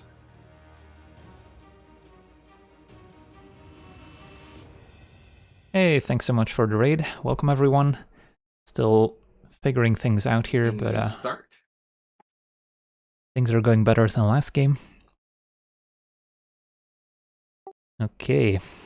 Well, we've got a lot of minions and a lot of cards in hand, so might take a second.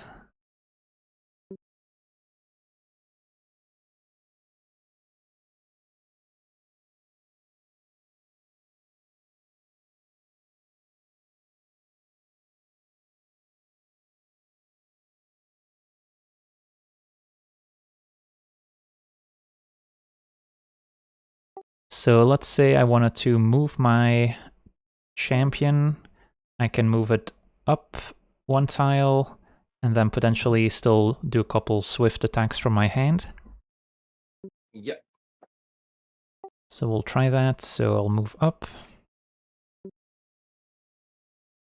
And then I guess it first goes to main phase.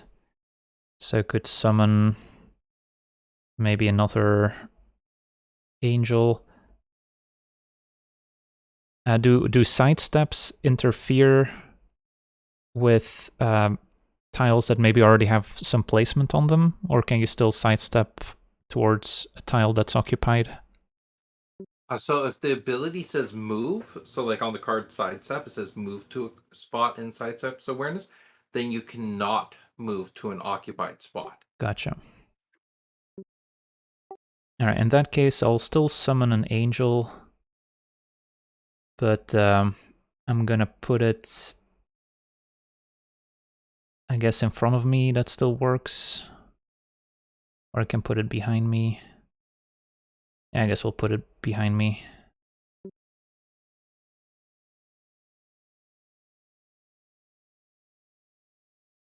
Okay. Looks good. So at this point, anyone can respond to anything. I'm not a whole lot I can do here, so I'm going to let's do an engulfing wrath to target you for 2 dark damage. In response, I would then use my Alilm to do its swift attack. Okay, go for it. In response to that, I'm going to attack your Alim back. And that's only 3 damage, so that wouldn't kill it, so my attack would still work, technically. Correct. Do you have any other responses you want to do? I'll let your attack resolve first. You know what, while we're here, I'm going to play this Dark Brand. So what Dark Brand's going to do, if it resolves successfully, is everything in the arena is going to become weak to dark damage, meaning all dark damage will deal an additional 1. Mm-hmm. So then it would kill my Alilm. Yep.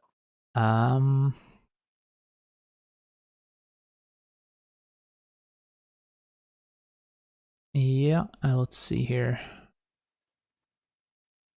I guess I can still do my swift angel attack that's in front of me.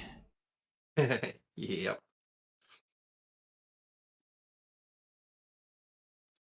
Alright, I don't have a response to that.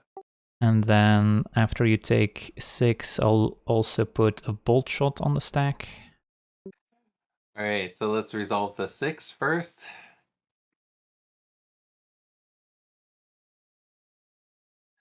Alright, and then you can play your Bolt Shot.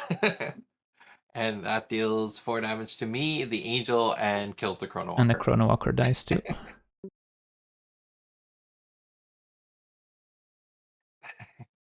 And that's game. Awesome. Yeah, Rain was very squishy. Yeah, like the way this played out, I was just able to just take my time, draw a lot of cards, make a lot of minions, and then you kind of had to go for like the one-hit KO, but I guess I had enough ways to evade it and kind of corner you a little bit. Yeah. The Rain OTK is definitely challenging. It's not my preferred style when playing with her, but it is kind of fun to come in and do that massive amount of damage. Yeah, it's probably a very unique playstyle that you don't see anywhere else. Yeah. Rain is the primary champion for doing that because she has the built-in teleport, so it makes it a little bit easier for her. But the Angels are pretty beastly. And once I saw the Angels come out, I was looking at my hand. I'm like, oh, I have no way of killing them.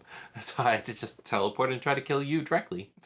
Yeah, I will note that I guess I was pretty low on the magic essence. I only had 19 left, so I couldn't summon another angel.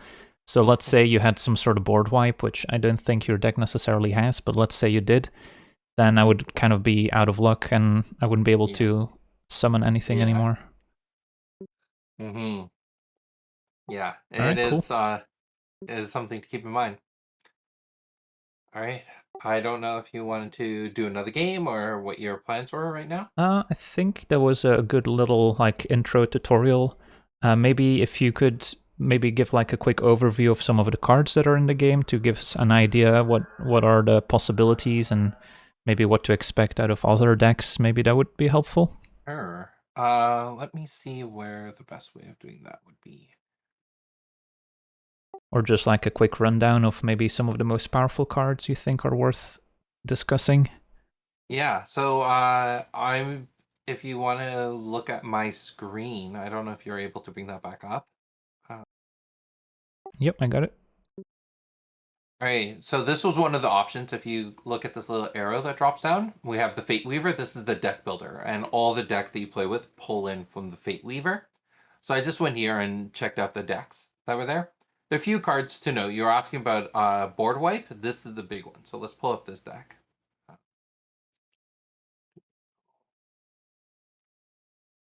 Purifying Wave. I don't know if I can make that bigger. Let's see if I can. So you can read it here. It's action, cast, aura 20, and it kills all summons, destroys all alterations. It is the big board wipe. But it's only able to be played by these champions who have both these symbols. So let me actually explain deck building a little bit because I don't think we got into that. Right. So the way deck building works is you start with the champion. So in this case, this deck's built with Long. You have the 3 symbols that are glowing on the right of the card. These are the only 3 symbols you can use in your deck. So you can use cards that are either pure, just the first symbol, which is Jalara, the world we're on, or they can be Jalara Bellum, Jalara Thymos, so red, yellow, or a combination of red and yellow. But champions who just have one of the symbols but not the other wouldn't be able to play this card. So Nubia, for example, was yellow-blue. She can't play Purifying Wave. So it's kind of like Commander in a way. Yeah. You're stuck with the colors that your champion indicates on them. On top of that, every single card has a number in this gray banner. I can't make this larger. Is there a way? All right, that's better. So in this gray banner, you see there's an 8 here. This is the card Chi. It's the kind of the deck cost of the card. So your deck itself has to be exactly 50 cards, no more, no less. So this one's accidentally 51 because we added an extra purifying wave. But it's 50 cards, no more, no less. And your Chi is 250 or less. So your average card comes out to 5. But there's no limitations on the number of copies of a card in your deck. So like this deck, for example, I have 6 of these Nizus in it. So every card goes from a range of either 3 to 8. So if you want to put in a higher, better card like a 7, you're balancing it out with a 3. 6s, you're balancing out with 4s. 8, you're balancing out with a 3 and a 4. Yeah, that's a cool way to kind of restrict deck building in a way without necessarily putting a limit on number of copies. Yeah. So if we were to look at a new deck, uh, and then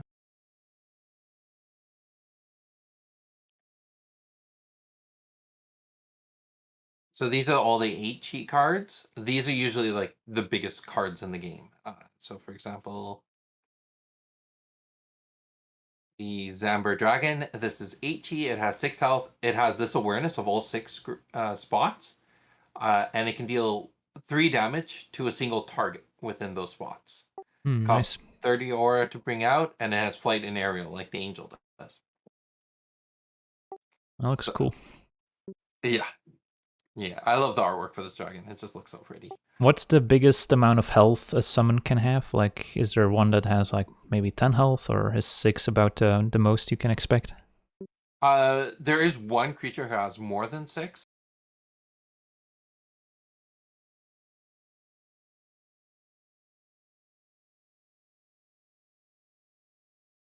So the Primordial Force, that has 8 health, HE, left, right, forward awareness. It has a dark attack of 7, so it's swinging for quite a bit. And then it has a weakness to holy. So all holy damage dealt to it is increased by 1. The big Gotcha. thing here is it costs a lot to bring out. Yeah. 35. That's 10 more than the angel. You mentioned that there weren't a lot of ways to increase that, like mana resource, but could you maybe show one card that does, or? Yeah.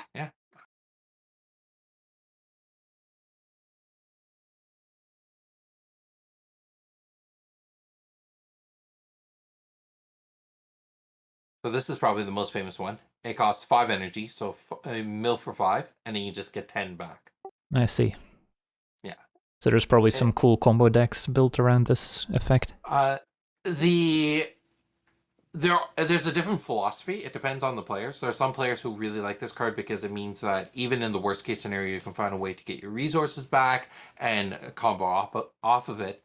Other deck styles, they'll focus on just having enough resources. So you don't need to run aura surges because your deck doesn't overextend your aura. It'll work into playing more cards with mill, like bolt shot, in worst case scenarios. Right. So yeah, it depends on the deck style. And then the other side to this card that usually holds it back is the fact that it's action speed. It's slower, so you need to go into your main phase, which just it's a challenge sometimes, especially in the heat of combat, to slow yourself down just to gain some resources Yeah, back. just from the couple practice games, I definitely feel the difference between Swift and Action. Swift is just so much better. Yeah. Majority of the cards are Swift. So the ones that are action, they're held back for a reason. It requires that planning and strategy around it, which makes them a little bit difficult to play, but you get a lot from them. They're good value cards. Yeah, for sure. Well, if there's maybe some other like unique cards or effects you wanted to show us.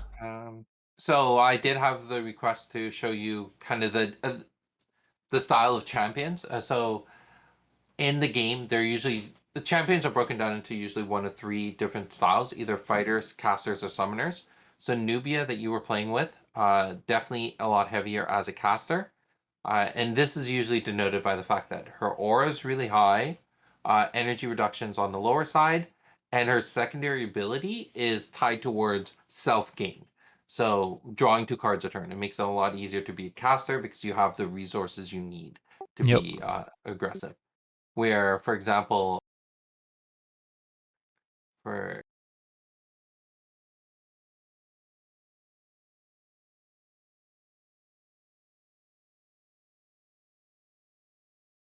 Erica is a good example as a summoner. Even though she has the same aura and no energy reduction, her secondary ability is focused around bringing out creatures.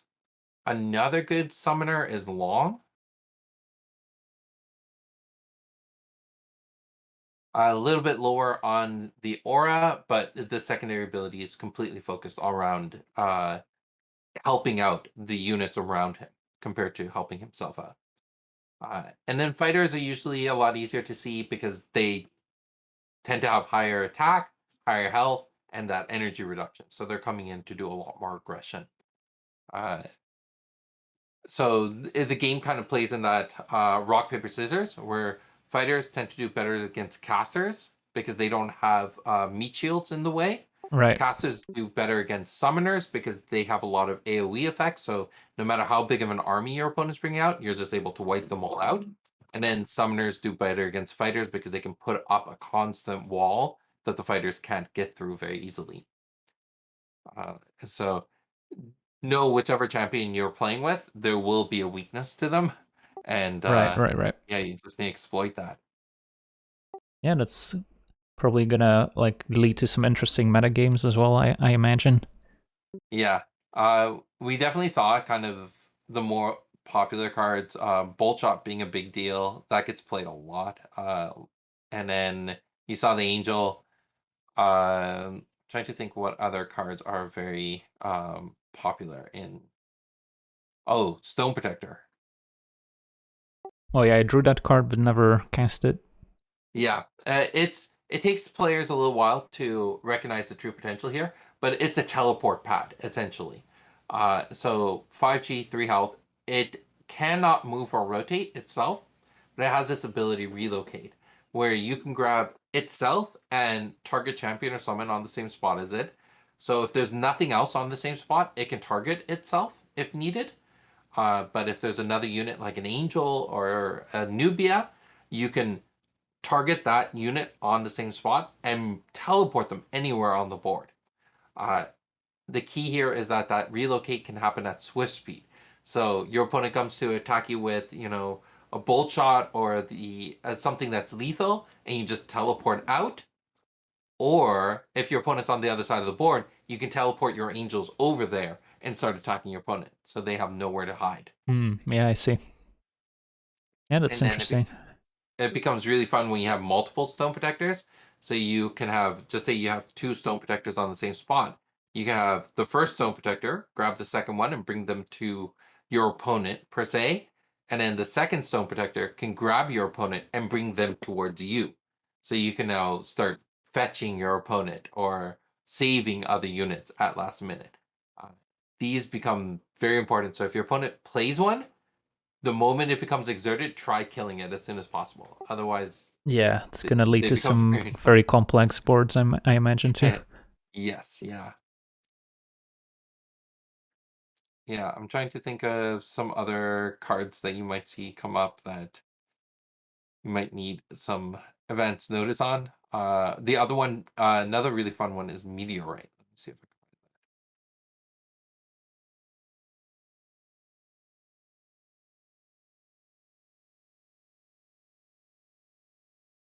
So Meteorite, one cool thing about Genesis, because the costs are tied to the abilities instead of the card as a whole, we got multiple abilities, each of them having a different cost. So when you go to play Meteorite, you choose which of these 3 casts you want to do. The smallest one dealing 2 damage, you choose a spot, and the Meteorite hits that spot, dealing 2 damage to everything on there. You can charge it up to do 3 damage to that spot, and all 8 spots around it, giving you an AoE of 9 squares. Or for 30 aura, you can just deal 5 damage to everything in the arena. No hiding, nothing. Meteorites just start showering down. That's awesome. Yeah, so this is a pretty epic card. And then the last one, you'll see this. I'm assuming this is gonna be in quite a few decks. So Tsunami, it's like Landslide, but 20 aura less, and it doesn't have that paralyze. But this will allow some casters to knock out a bunch of angels in a single move because 2 tsunamis, 6 damage to everything, allows you to knock out a lot of angels. So if you decide to play the angel deck, something to keep in mind is don't keep them clustered and don't get too many of them out because there are ways to just kill them all if they're clustered together. Uh, or if you're playing against the angel deck, look into getting some tsunamis, meteorites, bolt shots. Yeah, gotcha. Yeah. And is there But yeah, a way for the opponent to like cast 2 tsunamis in the same turn somehow? yeah. If they're in their main phase, right, and they Oh, have right, them in because it's hand, just right? an action. It doesn't Yeah. exert. Yeah. No. So yeah, they're able to compound these. I've seen decks that are, because Tsunami is also 5G, you can run like 15 of them in your deck if you wanted to. So I know an old meta deck. I don't see it played too much these days, but there was a meta deck that was like running, I think 12 or 16 tsunamis in it. And the point was just to get in really close and just constantly dump these tsunamis on their opponent. Yeah, I mean, I imagine there's a ton of like ways to approach the game, to build decks, and Yeah. I can definitely see all the permutations like already forming. Like, yeah, I can definitely Hey, appreciate all the different elements of the game. yeah. So it's not a game you can solve in a day, let's say. No, it takes a little bit. I think trying with the different decks, the decks that are brought into Coliseum of Fate are really cool. I think you're gonna have some fun playing them, testing them out, and seeing different strategies. It really comes down to what's your personal flair. Like, if you know not just like how you play Magic, but also how you play like RPGs, play miniature games, those type of different styles come into effect in this game a lot. Yeah, I for instance, I don't have a lot of experience with like moving units on a board. Like, I felt a little awkward in that first practice game, whereas Mhm. I guess maybe the second game, because you didn't have a ton of units yourself, it felt a little easier to kind of move around and get to grips with the movement system. But I imagine I probably wouldn't be playing like a summoner type character because it doesn't really play into my strengths as like a magic Mm, player. yeah. Yeah, look into running a caster, or yeah, try them out. Different champions. They all have their own like personality, different style. I've seen some people who can play, just say Nubia, for example, play Nubia really, really well, and then falter trying to play, Idris or another champion. And it really comes down to kind of your style and what type of player you like to be. Yeah, and of course this game is mostly played in paper, but there's also this online app that was pretty nifty. Yeah. Um, Awesome Wasim, that's his Discord handle. He built this app. He did a phenomenal job. And he's very engaged with the community, so he's constantly taking feedback. So if you're part of the fan server, or anyone who's watching is part of the fan server, you can talk to Wasim and give him some feedback on things you like about the app, and he'll work to try to just make it as epic as possible. Uh, yeah. All right, great. Well, thank you so much for this very detailed explanation and introduction. You're welcome. And I'm sure Um, I'll test out some decks for the upcoming match. Do you know when your first match is? I think it's on Thursday. Thursday. All right. Yeah, good luck with that. I'm sure I'll be judging some of the matches that are going on. And then if you or anyone who's watching is interested in getting some practice games in, the fan server, I'm sure there's going to be a ton of people there who would love to practice and uh, show you some of how meta works a little bit more, probably a little bit more thoroughly than I can. Uh, and yeah, it's going to be awesome.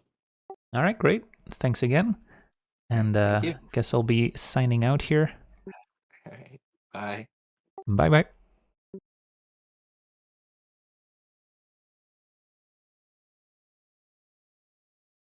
All right. Well, there was an interesting first look at Genesis Battle of Champions. I'll be playing a first kind of feature match, if you will, on Thursday, and then we'll see where things go from there. But for now, I hope you enjoyed this quick like introduction / tutorial to the game, and yeah, I want to thank everyone for watching. Hope you enjoyed, and as always, have a nice day.